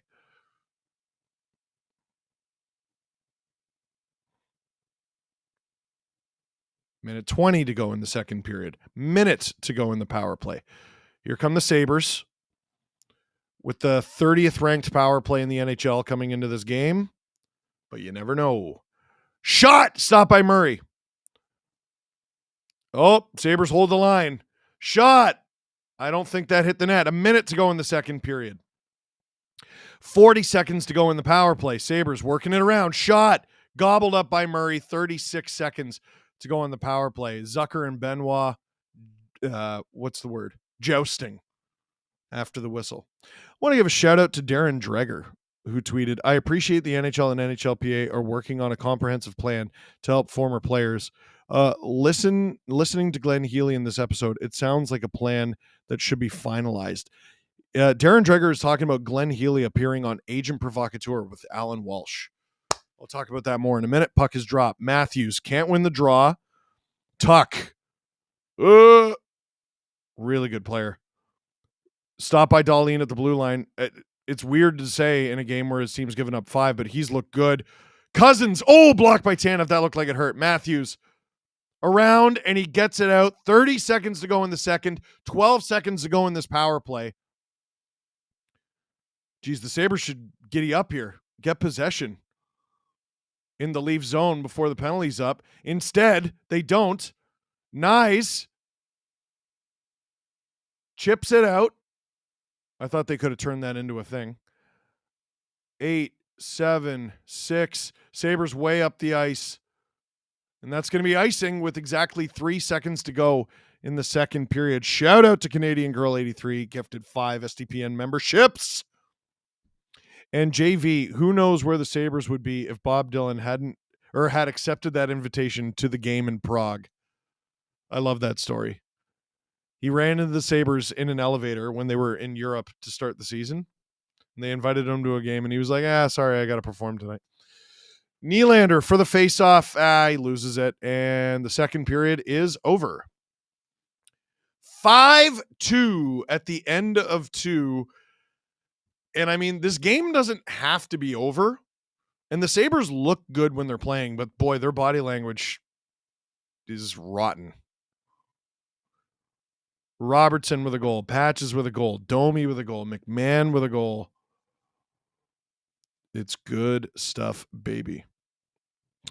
Owen V. Steve, Habs jersey is in my section. I just saw. Hilarious. Hilarious. Tell him we said what's up.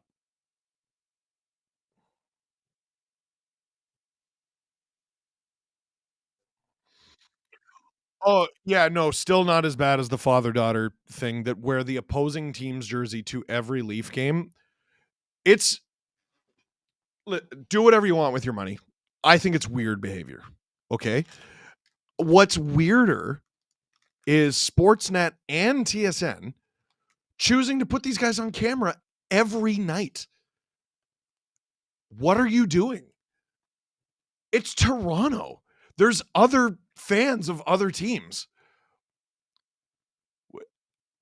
Stop is all I'm saying. It's not cute.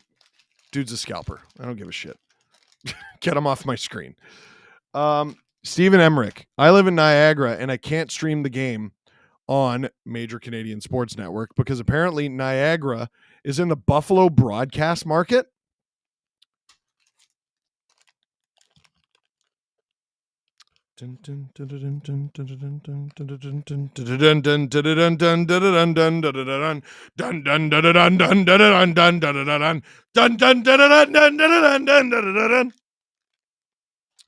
Cassie gave me a concussion story. Let me read it. Okay, so I'm an X-ray tech, right? This is from Cassie of the Cassie clan. Okay, so I'm an X-ray tech, right? So we have this wall board we use for standing stuff, usually chest X-rays and spine stuff. She provided a picture. Can you see it? Here, wait. That's what it looks like. Anyway. So I'm an X-ray tech, right? So we have this wall board we use for standing stuff, usually chest X-rays and spine stuff. This board usually has a bar on the top of it that we use for patients to hold on to get their arms out of the way. Now, this thing is made of metal, even if it doesn't look like it. So I was going to move it out of the way since I wasn't using it. Now, whoever put it in before me didn't do it right, so it was stuck. So I'm trying to get it unstuck, and I'm fighting with it. Not my best moment, but it becomes unstuck and drops full speed right on top of my head. Damn near knocked me out. Sat in the dark the whole weekend and didn't completely go away until last week. 2 weeks total. That reminds me of, so I've never been diagnosed with a concussion. I can confidently say I have had a concussion. The worst one, and I should have gone to the hospital. I don't have this now, but at my old place in Oshawa, we had this little crawl space on top of the garage. You can climb up with a little ladder, where we kept our winter tires. So I sent my wife up there to pass down the winter tires. And the reason she went up there is she's 5 feet tall. I'm 5'10". It makes more sense for the shorter person to go up there. And also, I'm down below, so I have to catch it. We completely miscommunicate. The tire does not go into my hands. It falls directly onto my head, and it wasn't the rubber part of the tire. The rim of the tire. If you've ever picked up a tire before, you know they are sturdy, they are light, and it knocked me right on my ass. And I should have gone to the hospital. I definitely had a concussion. I already had some neck issues. I think that probably contributed to it. Producer Hayden, now that we've all exchanged concussion stories, our clip for the second intermission, I believe, is about the New York Rangers. Oh, Justin sent me a super chat I missed. How about we do that first? James David Atkinson. Hello. It has been almost exactly a year to the day since Buffalo beat the Leafs 9-3. If the Sabres didn't have bad luck, they'd have no luck at all. Man. You know what was hilarious about that is it was the breaking point. The Sabres indirectly saved the Leafs season in a way. Because Samsonov was, I think that was the straw that broke the camel's back. He goes down in the minors. He comes back up. He's great. I know what happened in the playoffs, but the Leafs were able to depend on him after Wall got hurt, and he was great. And it was because of that game. But I believe Samsonov played really well. He might have even got a shutout against the Sabres the next time he played them. I think it was in Buffalo. And when Sammy was asked about that, he's like, yeah, what did we lose last time? 9-3? F that. Sammy was a beauty. I wish him nothing but success. Joe, my spares tire is soft as can be. Oh, he's talking about his gut. Yeah, no, this was a real tire you put on a car, and it hurt. So let's get to our let's get to our intermission clip. Do not go away. Leave the stream open because we will be right back for the third period of a game the Leafs are winning 5-2 in Buffalo. Leafs with a 3-goal lead heading into the third period. James Reimer is in net for the other team. I want everybody to be aware, because Jesse was bang on the money when we started this show. Mm-hmm. Florida did not have a great follow-up to their President's Trophy year, except for when they hit the playoffs. All New York really needs to do is clean it up a little bit, make the playoffs. I don't think that's what I'm kick saying some ass at all. No, they need to start opening some I don't think doors. that's what you were saying, but what I was coming in to say, Jesse, is there are plenty of teams that have a bad fall off after a President's Trophy win and do perfectly fine. No, the President's Trophy thing has nothing to do with what we're talking about. Yeah, the They Rangers, won it last year. I think it has a little bit to do with it. Oh, yeah. No, I mean, the argument about its meaning to the game of hockey has nothing to do with it. Okay. Yeah. No, I think it's an important point to illustrate how good they were last year, and they went to the Eastern Conference Finals and all that. But the point about I don't think how much it should mean anything to the sport of hockey is a completely different discussion that can take minutes if we want to have that some other day. So the Rangers. Yes. They're quite bothered right now. And that is the players. Obviously, they had their closed door meeting. Mm-hmm. It's obviously Peter Laviolette is frustrated, and like I know for a fact, it is permeating through the offices there. Everything going on is an enormous distraction. They're jittery about what people are saying out there, and they're trying to control the message. And the only way to properly control the message, the narrative around your team, is to not be on one of your worst skids in years and then get shut out by the team in last place. And things are going from bad to worse there. I think they're at a real breaking point here. And if I'm not mistaken, hasn't CJ said multiple times on the CJ show that the holiday moratorium on trading, making trades and all that is December 20th? I doubt they rush into some things.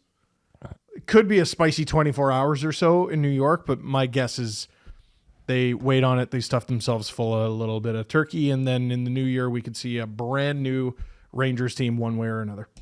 Well, I think, too, if you're a Rangers player and you've gone and you've won the President's Trophy, you got 2 wins away from the Stanley Cup final. Yep. And then 2 of your most popular teammates. Because here's the deal with hockey players. They don't care what the cap is. They don't care what next year is. They care about right now. And you've gone to the third round and you sacrificed your body and you've earned these no trade clauses. Third round, and twice in 3 years. Yep. And you've put it all on the line for this franchise. And their response is, hey, you didn't make the finals, so let's start dismantling it. That's how they're going to see it. Now, from the other perspective, it could just be like, hey, Chris Drury wants to squeeze those other 2 wins out, and he doesn't believe they're going to be able to get it done with this group, which then makes this group feel like, what is there not to believe in here? We were in the Final Four. We were 2 games away. It's so easy for an athlete's confidence to be shaken by somebody internally. They shot themselves in the foot because the general manager telegraphed a week and a half ago and last summer that this team, even though they've seen some success, is not good enough in my eyes. And the players, I think if you were to ask them, most of them would have wanted to keep it the way it was. Here's what I would say. Well, yeah, but I think the evidence athletes backs that, though. I think athletes default to the room. Sure. Generally, and that's like across sports. I try to think back to the Raptors, 2018, LeBronto, and all that. And they make it to the conference final again. They had done it at least twice. Mm-hmm. And that's close. But it's not close. They weren't close. Yeah.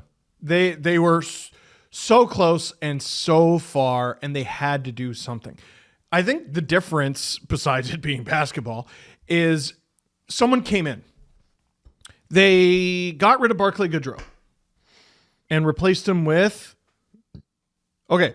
And they got rid of Jacob Trouba, and he's been replaced with... They haven't done anything but subtract. No, they added Riley Smith. No, but you're acting like they didn't. They needed winger help, and he went out and got a winger help, and the Trouba deal is freeing up the cap space because all of their young kids got good and they need new contracts. That's true. That's why on the same day you trade Trouba, you sign Igor Shesterkin. Yes. Like very don't act like they didn't get anything for Trouba. No, but also like, okay, you're a cap team. Riley Smith is available every year. Mm-hmm. Him or someone like him. You know, so if I'm a Rangers fan, I'm not getting out of bed because, well, they got Riley Smith. Like, he's done well there. That's great. But, like, man, you shiv guys the way they've shivved them. Like, you better be adding some real value here. Like, okay, Shesterkin's salary is going up next year. What about this year? Trouba is off the books this year. Goudreau is off the books this year. What's next? What's next? Who am I getting? Who am I excited about? Who am I? They're just fending for themselves, and they're dying. Like, these guys are either playing hurt or they're playing without confidence or whatever it is, because it's virtually the same group, and they're just drowning out there. It's every year, not even every year or two, there's a team that has no business being this bad, and they're this bad. And this year's it's the Rangers. Mm-hmm. And I think Adam's right. Like, they're a hot week away from, all right, shake that off and go through the rest of the season and they'll be fine. And the joy of the cycle. Friggin' Pittsburgh turned the ship around. A bit. It's been 3 days. Sens turned the ship around. Okay, fine. A bit. Pittsburgh. The Avalanche. The Avalanche weathered a storm. They weathered a storm. Well, the storm was everyone's Injuries. hurt. Yeah. But the other storm, it's the movie The Perfect Storm, where two storms collide, was no goalies. And they went out and they did something I haven't seen in a very long time, and that is before Christmas, they changed both their goals. It's never happened before. Yeah. Never happened. Oh, okay, well then The Sabres that's did a very long time. The Sabres did it over a full season, but no one's ever done it before Christmas. Before Christmas. Yeah. Both goalies you started the season with. Jesse. Mm-hmm. How likely is it? How likely is it that they can clean this up? I'm not saying, we all know they can. How likely is it? When I see Lindgren's interview yesterday, he seems so frustrated. It's almost like he doesn't know what to do. And a lot of people are pointing at him like he's the problem. Yeah, Lindgren had a bad game on Sunday. Like, I don't think Lindgren was especially good at any moment on Sunday against St. Louis. And if they don't have a chance at all, if the guys on the ice can't turn it around, because it's not like, I understand your point about like, hey, you wish Drury did more with the roster, but it's also the guys on the ice aren't playing well. Yes. So it's like Totally. you're not rewarding these players because they gave up on this season, and so far they have right now, especially with the efforts from the star players. It's not the kids who are not trying. Like Kakko, after getting scratched, was pissed. He looked spectacular. You look good. Again, nobody really looked spectacular. I shouldn't say that, but he looked decent against the Preds. He looked unscratchable. He looked like he should be a player who's in the lineup every day, and it's ridiculous that he's the person who gets the scratching on Sunday. But if we want to talk about the on-ice performance, the opening goal, it's Chad Ruhwedel, it's Vakanainen, it's Zibanejad getting a 3-on-2 taken away, going the other way for the Preds, and the Forsberg, Stamkos, Marchessault line trio that was out there looked like what Barry Trotz wanted and what he thought he was buying in the offseason. They look like an all-star team on that first goal, because that is a very literally, you could see that at the All-Star game in recent years. 100%. They look spectacular on this 3-and-2, just eating these two defensemen alive, and Zibanejad trying to get up in the rush because everybody looks out of place, and Mika looks so slow, and the defensemen are making every error you can possible. And I look at the on-ice product of the New York Rangers, and I say it's not good enough. It's not good enough from the people you know should be better. And you look at the head coaching. The head coach can't motivate anybody, and that's a large part of your job as a head coach. And then you look at the general manager, who is just playing shenanigans with his team and doing whatever he wants with no regard for anybody's feelings, and that's not inspiring confidence. So I don't know where you go forward here. He's on the wrong app on his phone, I can tell you that. They have $7.5 million of cap space, which is the good news. But like you said about rewarding the players and not wanting to do that, okay, you usually got to get a player of value, of $7.5 million of value, you got to pay something to get something. Exactly. They have all their first-round picks for the next 3 years. That's good. They don't have a second or third this year. In fact, they don't have a second until it looks like 2028. So I don't know exactly what you do to fill that void. You have to, at this point, you basically have to trade off your roster. But and with the effort given by the Rangers right now, and we love to use Vegas as an example of how ruthless they are and everything that they do with their players, and they just care about winning. And it's like when Marc-Andre Fleury was traded away, I know Mark Stone just stopped playing hockey. You know, like he didn't back check. Well, he didn't play a 200-foot game. Pete DeBoer got fired because that team quit on him. Yeah, and you could talk about the goaltending issues that they had that year, but that team stopped playing for Pete DeBoer. That was a bad year for me. I think it's a different circumstance when they quit on the head coach versus quitting on a general manager. Yes. Because they traded away one of their favorite players.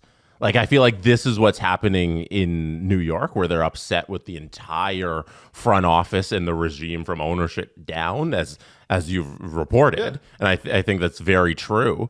And in that, you can't do that as a player. You can't have your on-ice product be hurting this much because you're unhappy with the front office. Getting fired by MSG is a rite of passage. Those guys are pissed.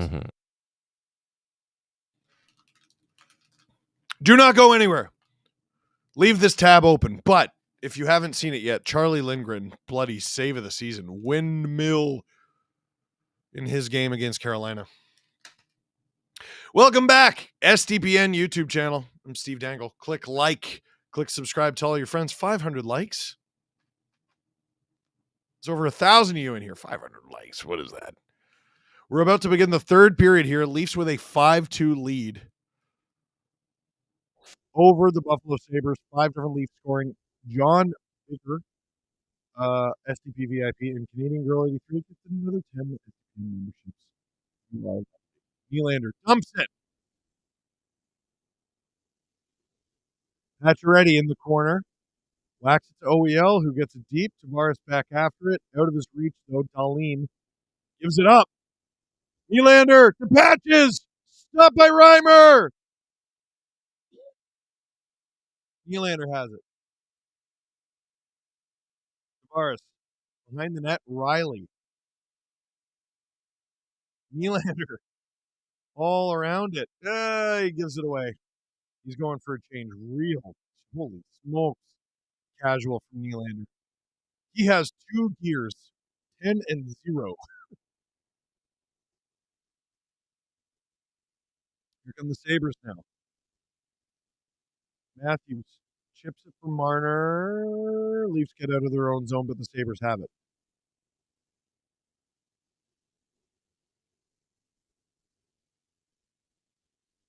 Awkward Gamer says, why only tell your friends? Why not tell your families? That's true. Tell your families too. Shot by Owen Power. Stopped in front. Might have been blocked by Connor Timmins. Leafs get out of their own zone, but again, Buffalo has it. 90 seconds gone in this third period. Shots are 23-20 officially.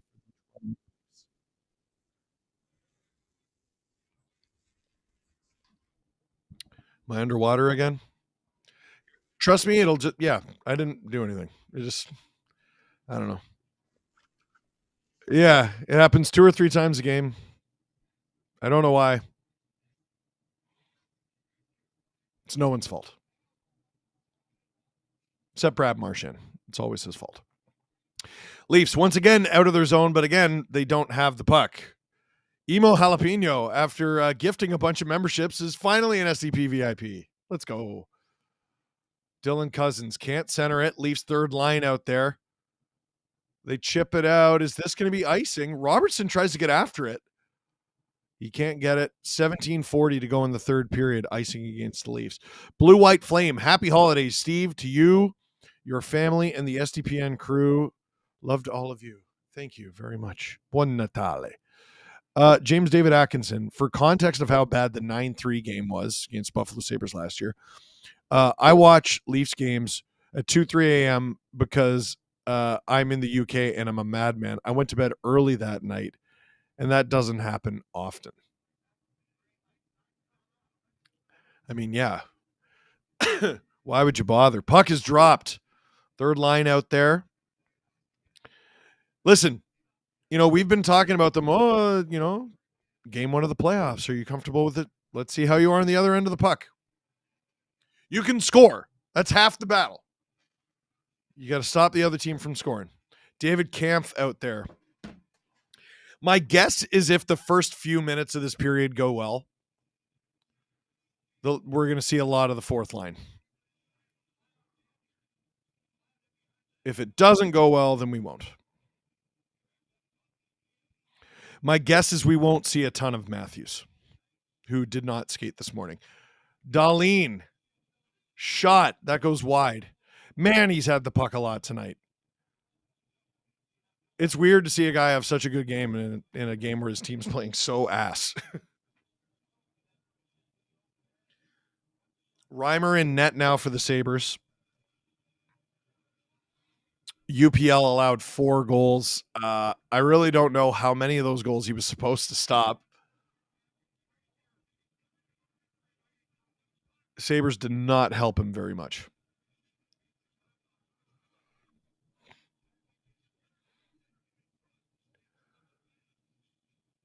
Nylander out with it. He's got Pacioretty with him, 2-on-2.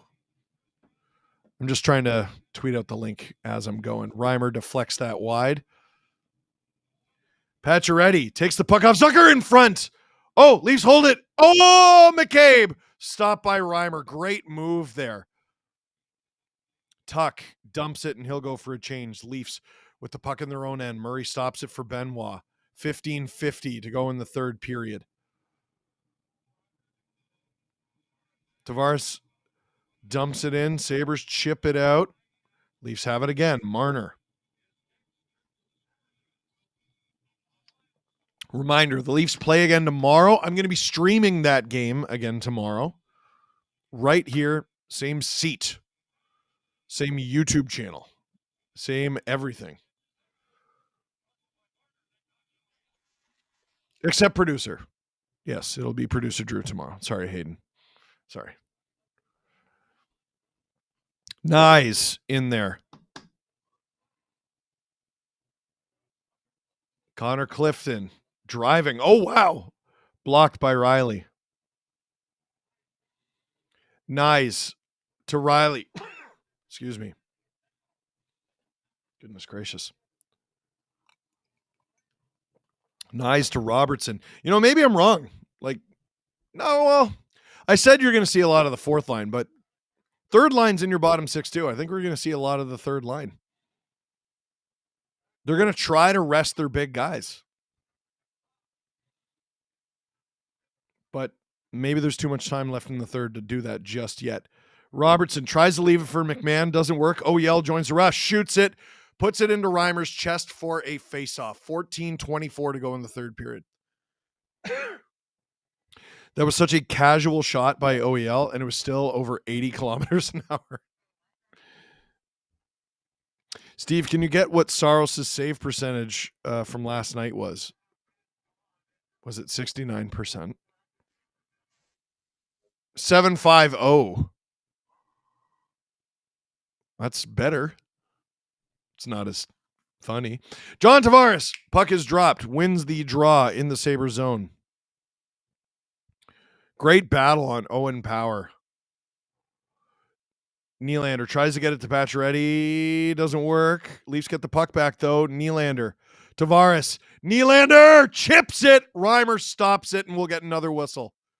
14:06 to go in the third period. Yeah, Cassie said 5 goals on 20 shots, 750 save percentage. Oof, Madone. Yuck. EA Sports. It's in the game. It's in the game. It's in the game. It's in the game. That last one was okay. It's in the game. That was the best one. Tavares wins the faceoff. Riley on. Deflected, but it goes wide. Tavares and Reimer caught up. Sabres have the puck.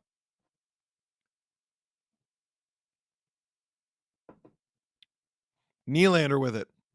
To Patches. Leaves it for Nylander. Nylander curls back, falls down. One hands it. Didn't work. That would have been cool, though. Tage Thompson breaks out of the Sabres zone.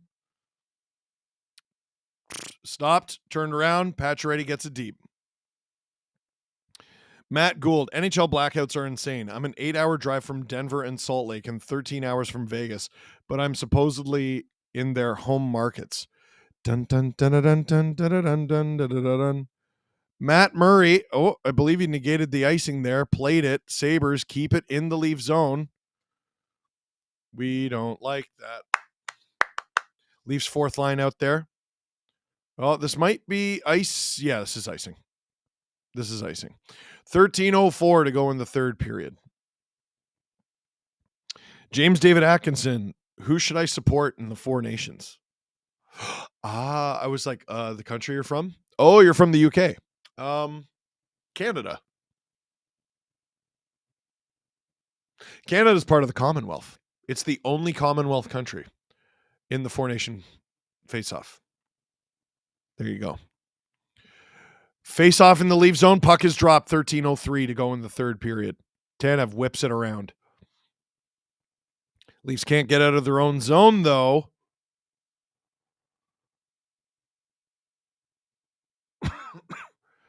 On. Sabres can't get a shot there. This is just going to be a shot, block, and rag fest if the Leafs have their way. Off the glass and out. High stick from Lorentz, but the Sabres touch it next, so it doesn't matter. 12:30 to go in the third period. Matthews, oh dear, giveaway. Cousins hands it off. Oh, that was a great play. Stop by Murray. Calm play by Ekman Larsson. Here comes Matthew Nyes out of the zone. Gains center, dumps it.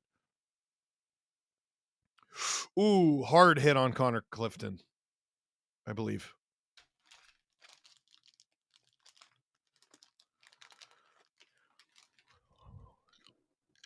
Fisherman's friend.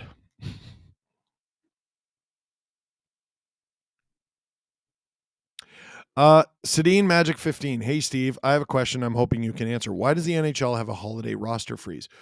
That's probably something the NHL Players Association negotiated, and it's because who wants to get traded at Christmas? Right? You got to have some time where you can turn it off, turn all your anxieties off.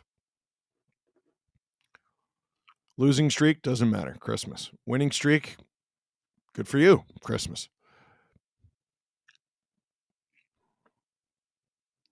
McMahon dumps it.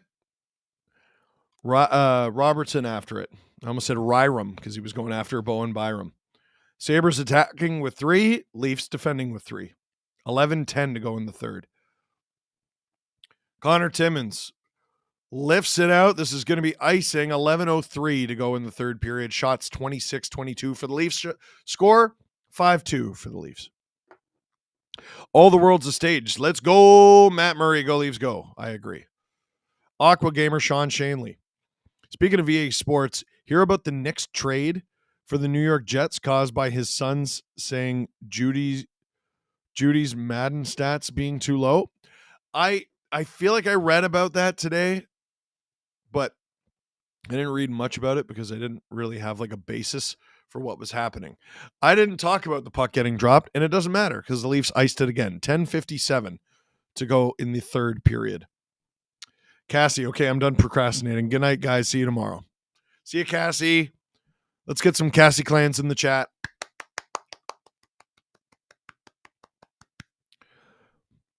Face off in the Leaf zone. Puck is dropped. John Tavares beats Tage Thompson in the face off. Leafs get it out. Is this going to be a third straight icing? No. I'm surprised. Tage Thompson. Boy, that's a quiet arena. The dump in is a happy accident. It bounced right to Alex Tuck, who shot it into a rebound that was almost a scoring chance there. 10:30 to go in the third. Zucker checked off the puck by Tavares. Nylander just yeets the thing out. What happened here? Tavares and Zucker, I guess, were going at it. What's the penalty here? I think it happened behind the play. Looks like Tavares and Zucker both going off, so it'll be, I assume, 4-on-4 action. Tavares hit him, and then Zucker two-handed Tavares in the ankle. So what did Tavares do? And we're saying he probably slashed him back. Come on. I'm sure they'll show it at a commercial break. David Owens, does Berube swap in all 3 scratches tomorrow for fresh legs? That's a good question. So who are we thinking? Philippe Myers, probably put him back with Riley. Then you have Tanev, McCabe, OEL, Benoit. Or maybe you take Benoit out and you put in Myers. Myers probably gets in. I wouldn't be surprised by that. And then the extras are Dewar and Reeves.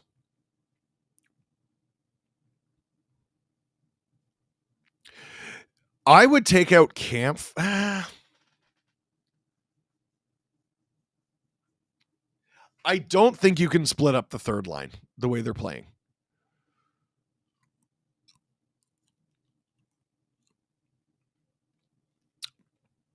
He scored tonight, but he missed morning skate this morning. What if tomorrow they don't have Matthews?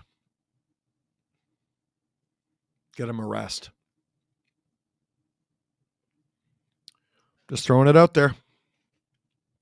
James David Atkinson, it's between Sweden and Canada purely because I'm closer to Sweden, but Commonwealth, what do you think of a delay of game minor for 3 straight icings? You know what? There's something to it. So, okay, here they're showing it. Tavares, clean hit on Zucker. Zucker slashed him in the ankle. Tavares slashed him in, the elbow. And they both go. So why didn't you call the first one? Stupid.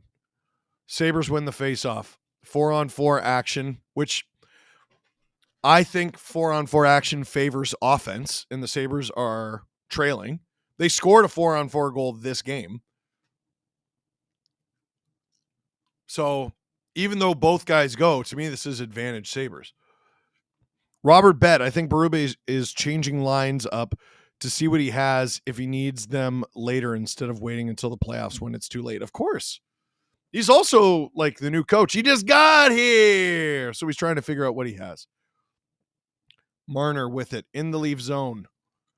9:42 to go in the third. Minute 20 to go in 4-on-4 action. Marner out of the Leaf zone. He's got David Kampf with him. He almost finds him there. Where's the puck? Sabres come up with it. Alex Tuck with the puck. 9:26 to go in the third period. Let's get some likes, people. Get us over 600, and we'll go from there. Here comes Dylan Cousins. 1-on-3. What a move. Driven wide. Reinforcements arrive, though. Out of the reach of David Kampf.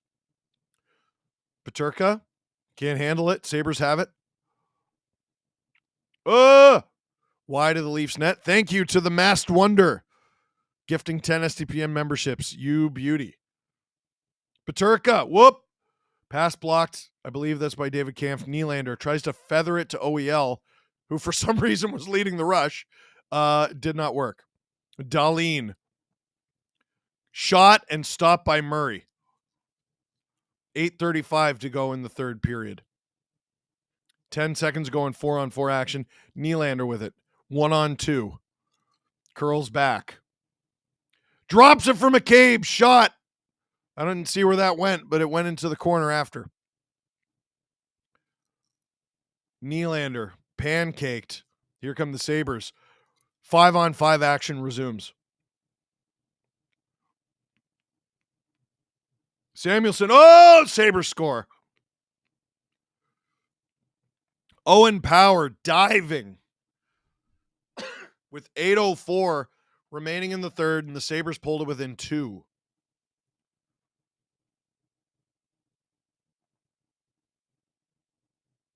What happened here? McCabe and Tanev both back.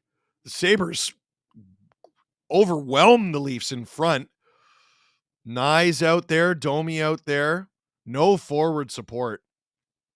Didn't see who the third guy was. No forward support for the D in front of the net. And Owen Power cheating for offense on account of his team's down 3. Makes it 5-3. 8:04 to go in the third. Puck is dropped. Nope, ref didn't like it. Dahlin. Watch the unsportsmanlike, bud. He kind of fired the puck into the boards. It's like they're going to retake the faceoff. Relax. 8:04 to go in the third. Sabres win it again. And here they are. Matt Murray hands it off for Simone Benoit. That's Power's 5th goal of the season. Nyes is out there with Matthews and Marner. Matthews behind the net for Nyes. Marner, in front for Matthews, almost. Benoit. He's behind the Sabres net. Timmins. Matthews on. Blockered by Reimer. It's in the corner. Nyes after it. Matthews! He doesn't score. Zucker, I believe, takes the penalty on Matthews, which caused him to not even get a shot off. And now with 7.5 to go, the Leafs head to the power play and they can ice this thing. Zucker might have prevented a goal there. Robert Bett, Alex Tuck with the puck. You're a poet and you don't know it. Now, I do know it. I'm a best-selling author. How dare you? What a dick. By the way, thank you, because as of today, I have officially been on the Toronto Star and Globe and Mail bestsellers list, both of them, for 10 consecutive weeks. And what makes it even better for me is the book has been climbing. That's not supposed to happen after 10 weeks. A few things have helped that. It's a staff pick of the month in Indigo. So it's getting good placement in the stores, but it's also all the book signings that we've done, everyone who's come out. And you guys just being the best and supporting this thing that I worked very hard on. So thank you very much. We talked a bit about it on the VIP that we recorded today, but I don't think that VIP comes out for a couple weeks. Nazem Kadri has been my pace car. His book came out the same day as mine. He's the guy I'm trying to beat every week. He had me for a few weeks there, but I've been ahead of him for 4 or 5 straight weeks. There's nothing against him. I like Nazem Kadri, but he's been my pace car. He's been a Leaf. He plays in Canada right now with the Calgary Flames. He's won a Stanley Cup. And I'm thinking if I sell more books than him, I should feel pretty good about myself. Not bad for a guy who still can't do crossovers. James David Atkinson. I asked Adam on Thursday about an NHL Cup like the NBA with cup jerseys, center ice logos that are one game every Tuesday or Thursday. So replacing the preseason. Keep it to like 2 preseason games. What do you think? It's not a terrible idea. I think the NHL is going to wait to see if this works with the NBA first. And I just feel like their fans don't care. At least that's the impression I've got. Puck is dropped. John Tavares wins a faceoff. Zucker for slashing. Leafs have a power play late. Oh, but there's might be a shorthanded chance here. Here comes Dylan Cousins. Tavares, stop by Murray. Marner drops it off. Okay. Shots 27-25 for the Leafs. Score 5-3 for the Leafs. But they still got to win this game. 7 minutes to go in the third. 1:30 to go in this power play. Leafs taking their time. Matthews can't handle the pass. Tavares along the half wall. Tries to get it deep. Whoop. Sabres almost misplay it. Matt Murray stops it. Long distance. 6:40 to go in the third period.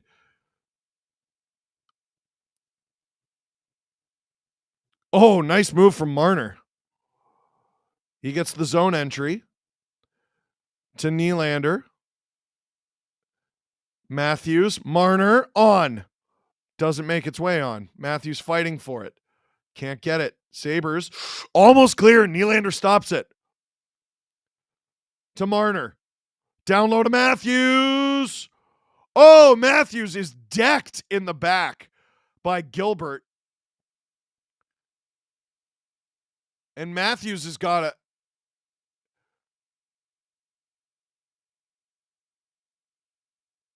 That's... Listen, Riley stood up for Matthews earlier in this game. I know it's late. Someone should pulverize Gilbert for that. That's a cross check right in the ribs. That sucks ass. That's a cross check right in the ribs, and Matthews didn't like it. 6:07 to go in the third period. You friggin' plug. 40 seconds to go in this power play. Domi wins the draw. Timmins shoots, blocked. 30 seconds to go in this power play.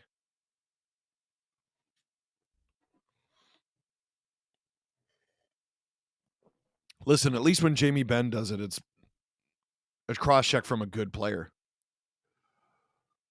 Here come the Sabres. 12 seconds to go in this Leaf power play. It's not ending great. Sabres put it on. It goes wide.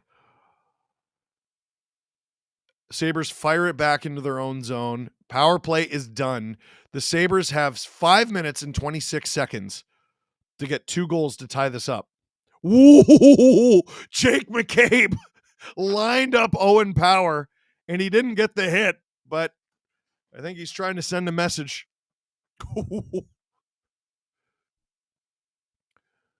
Kampf.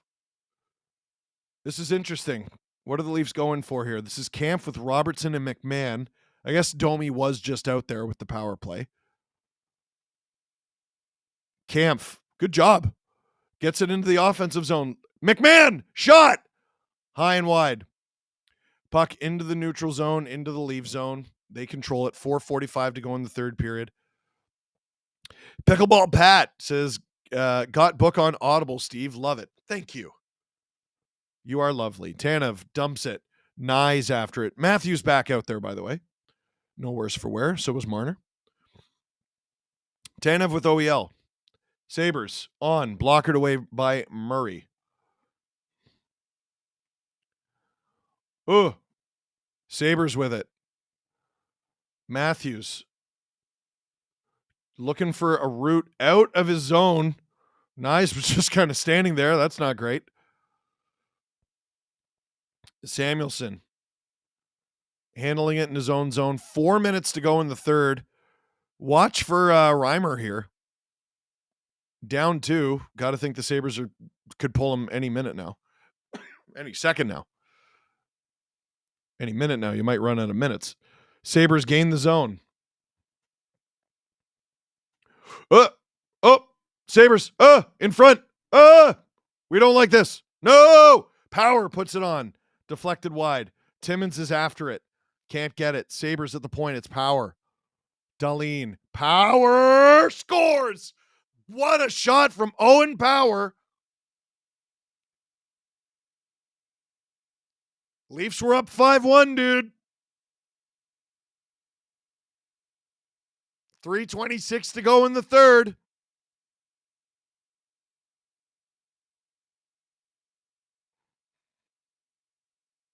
Let's see what happened here.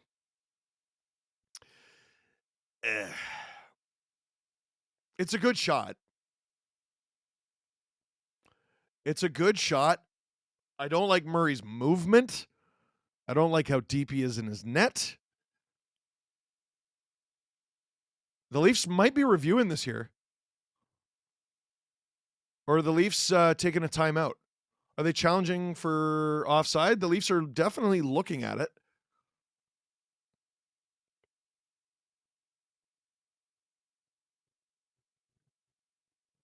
Oh, Toronto is challenging for goalie interference. This is very risky.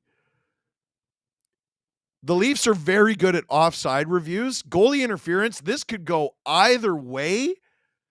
And if you get it wrong, it's a 1-goal game with 3:26 to go, and you're going to be down 6-on-4 the whole time.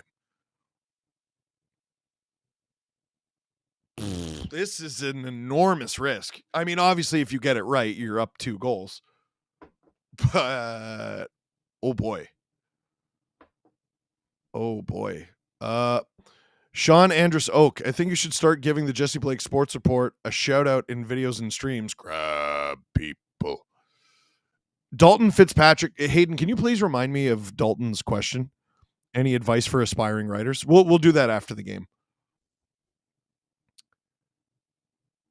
No, the Sabres were on side. I don't know why the broadcast is showing them crossing the blue line. They specifically said they're challenging for goalie interference. There it is. Okay. They're showing that now. Oh, yeah. Okay. So Lafferty moved Matt Murray's stick. And it looks like they're already wrapping up the review, which is hopefully good news for the league. Maybe they're not. I don't know if I love this risk by the Leafs.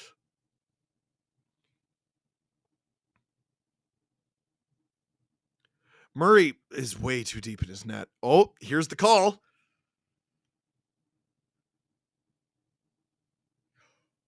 They got it.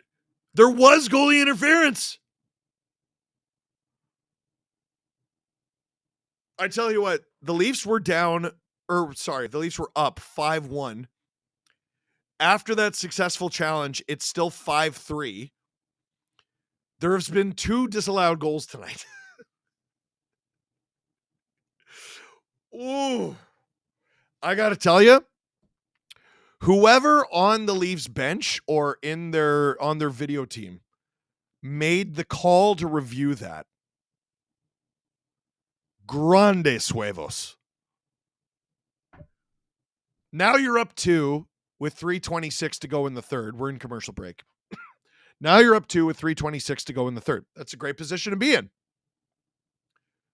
You could have been up 5-4 with 3:26 to go and down 6-on-4. Because the Sabres certainly would have pulled Reimer again.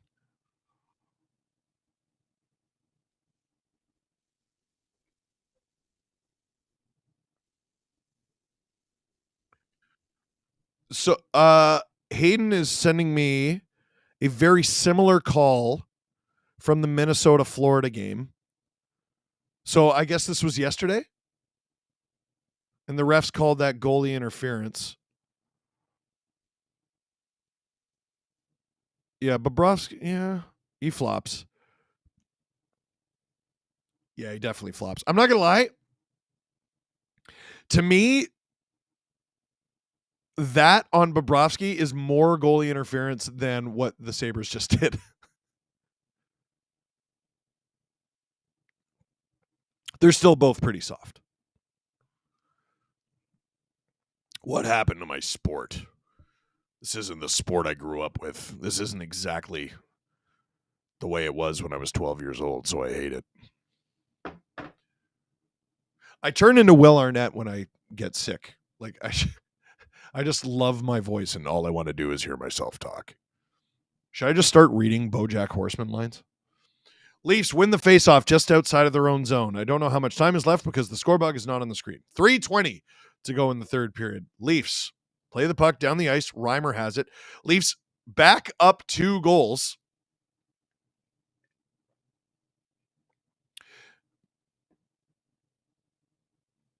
And the Sabres ice it with 3:05 to go in the third period. I'm really wondering how to play this LFR. Because if you want to be a dick about it, Matt Murray has allowed 5 goals tonight. Only 3 of them counted, but if you want to be a jerk about it. Sedin Magic 15. Damn, I have Owen Power in fantasy. That third point would have been delightful. He has 2 points. You have Owen Power in fantasy? I have a lot of questions. Face-off won by the Sabres. 3 minutes to go in the third.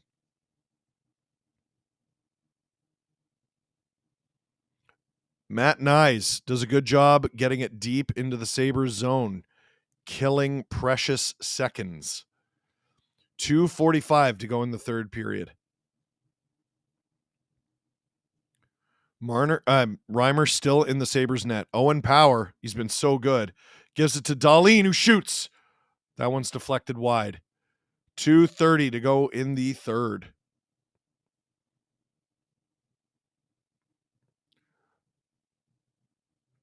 Is either team happy about this game? 2:18 to go in the third. Leafs get it out of their own zone. Gotta think Reimer leaves the net now. There he goes. Marner can't clear it. Between his legs, he can't do it again. Tuck on. Where to go? Wide. 2 minutes to go. Dahlin shoots. That one goes wide. 155. Dahlin. It's a shooting gallery. 150. Benoit, good stick. Tage Thompson. It's at the point for Dahlin. Peterka loses it. Benoit slaps it. Where does it go? It goes down the ice for icing, but he kills a few seconds off the clock. 1:35 to go in the third period. Thank you for the poll. Is anyone happy with this game? No one's happy. Leafs happy. Sabres happy. I'm happy. Robert Bet, I guess that's why they're behind the bench and we're just watching the game. You're absolutely right. Leafs winning the faceoffs 25-19, make that 26-19. But they can't get out of their zone. Dahlin keeps it in. Minute 25 to go. Pacioretty can't get to it. Cousins behind the net. Zucker behind the net. 1:15 to go. Marner picks it off. Pacioretty, empty net. Misses! Oh, no. And it was from his own side of center. Oh, 1:09 to go in the third period. Pacioretty's trying to say he gained center. Ooh, it's close, but he didn't. It's very close, but he didn't. 1:09 to go in the third. David Owens, parlay win and subs incoming. Let's go. Bang, bang. Thank you. Hey, click like on your way out, you silly geese. Although, who knows? We could be here a while. Matthews, not a great night in the faceoff circle. He wins that one, though. Benoit just trying to tie it up. Hold on to it. A minute to go in the third. Leafs still up 2. By the way, Marner does a good job getting it out of the zone. No call on the Sabres. I think he just fell over some feet. That's a good question from Alan. We'll get to that. Leafs get it out. Owen Power with it. 40 seconds to go in the third. It's getting safer. Safer and safer. Power. Good move on Tavares. Here he comes. 30 seconds to go in the third. Tavares can't get it to Nylander. Tanev to Tavares to Nylander to the empty net. 600 assists for John Tavares on that goal, and William Nylander with another empty netter, 19.1 seconds to go in the third. Leafs up 3 once again, 6-3.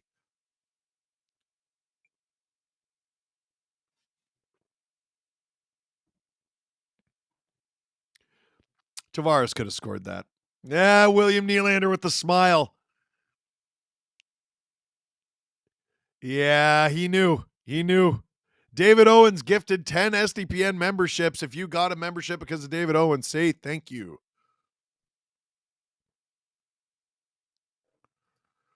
Tavares' 16th assist of the season, 600th in his career.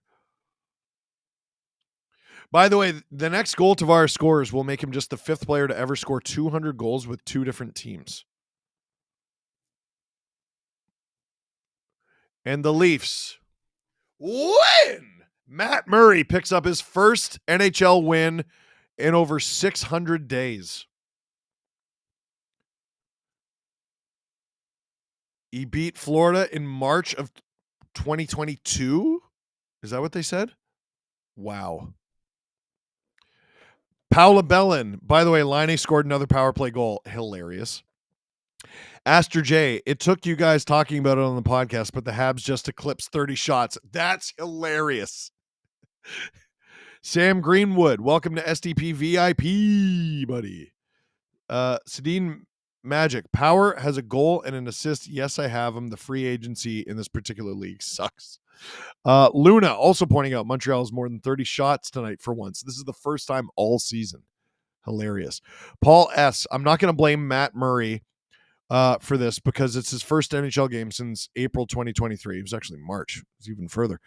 But he did cough up 5 against Buffalo. So to say I'm torn is a mild thing. They won. He got it out of the way. He won. He's the third stringer.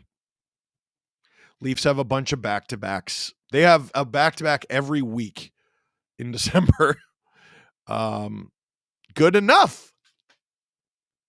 Cool, you know? Alan Fraser, are you being overcritical and overanalyzing Murray because of history? How many were really his fault tonight? 1, maybe 2? So,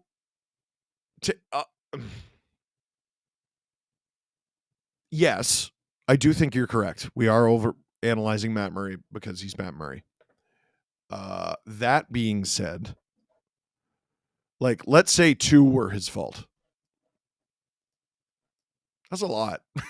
That's a lot for an NHL game, dude. It's a lot. 1 is a lot.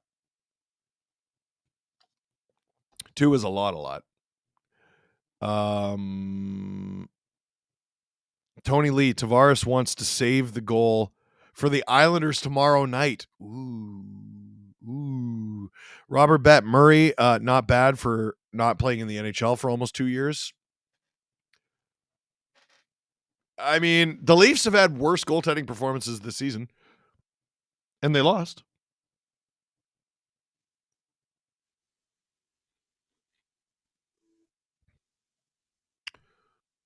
Oh, Dalton Fitzpatrick, I believe it was. Any questions for aspiring writers? Yeah. Don't. No, I'm kidding. Have a game plan. And never start a book at the beginning. You know, I mean, if you're writing a novel, that's maybe different. But for me, I wrote a book about myself. And I also wrote a book that was a bunch of hockey rants. The hockey rants one is just start writing. Like, start writing the first thing that comes to mind. There were a few rants I had that I knew were going to be pillars of the book. The goat ski chapter, the goalie Mount Rushmore chapter, I knew were going to be pillars. And then it was about trying to figure out what to surround them with, right? So try to write a few quick ones. It's funny. It's a little like sports. Like, try to get a couple quick ones, a couple smaller chapters, get your confidence, right? Yeah, I'm a good writer. I can do this. Don't start with a 7,000 or 8,000 word chapter. Like that book, I'm pretty sure that book has a 10,000 word chapter, a 9,000, and a 7,000. That's a lot of words. Leafs lament is, you're not going to believe this, long. In fact, one of the things I was asked in editing is, why did you only talk about 4 Leafs games? And I'm like, because it's already the longest chapter in the book. Just write and write and write and write. And don't get discouraged when the words don't come. Because as Elliot Friedman often likes to say, you plan, God laughs. And writer's block is like that. I can't tell you how many times I was lying in bed 1 or 2 in the morning and I'm like, I have to write something down right now. And how many times I'm like, all right, I have 3 hours to myself. No kids, no one. I'm just going to write. And I sat there and no words came out. None. You can allot time to yourself to be creative. And you just go, okay, brain, come on, and brain. And your brain doesn't brain. So don't get discouraged when the words don't come to you immediately. Dalton says, thanks for the advice, man. Been a fan since day one. Day one. Thank you, Dalton. And ka-chow says, Steve, what are you drinking? This was a tea, a lemon ginger tea with honey and a lozenge dissolved into it. And this is water. Straight vodka. It's water. Yeah, annoying little scratchy throat. So tomorrow, I'm going to be talking very softly so that I can heal up for tomorrow night's stream. Oh, I have an LFR to do tonight. Well, I'll see you tomorrow when I have no voice then. Thank you to producer Hayden for everything tonight. Thank you for watching. Appreciate that. If you clicked like, thank you. If you sent a super chat, thank you. If you became a new member or you gifted memberships, thank you. You're the best. Let's wrap this up on account of we're right back at it again tomorrow. And I got an LFR tonight and I got an LFR tomorrow night. You will not miss me. Brand new Steve Dangle podcast was uploaded a couple hours ago. New SDP VIP was uploaded last night. If you're a new SDP VIP, you have access to that VIP episode and all the ones that came before it as of right now. What else? There's a new CJ show, isn't there? I got to listen to it. There's a new Agent Provocateur. AP, Alan Walsh, and Glenn Healy. Big AP. But for now, that is it for this stream. Hey, Lisa gifted 5 SDPN memberships. You snuck it in. Let's go. Maybe I should. That is it for this one. Thank you very much for watching. Click like if you like the stream. Click subscribe if you really liked it, or consider becoming an SDP VIP. Tell all your friends. You're not really friends until you've unclogged the toilet for them.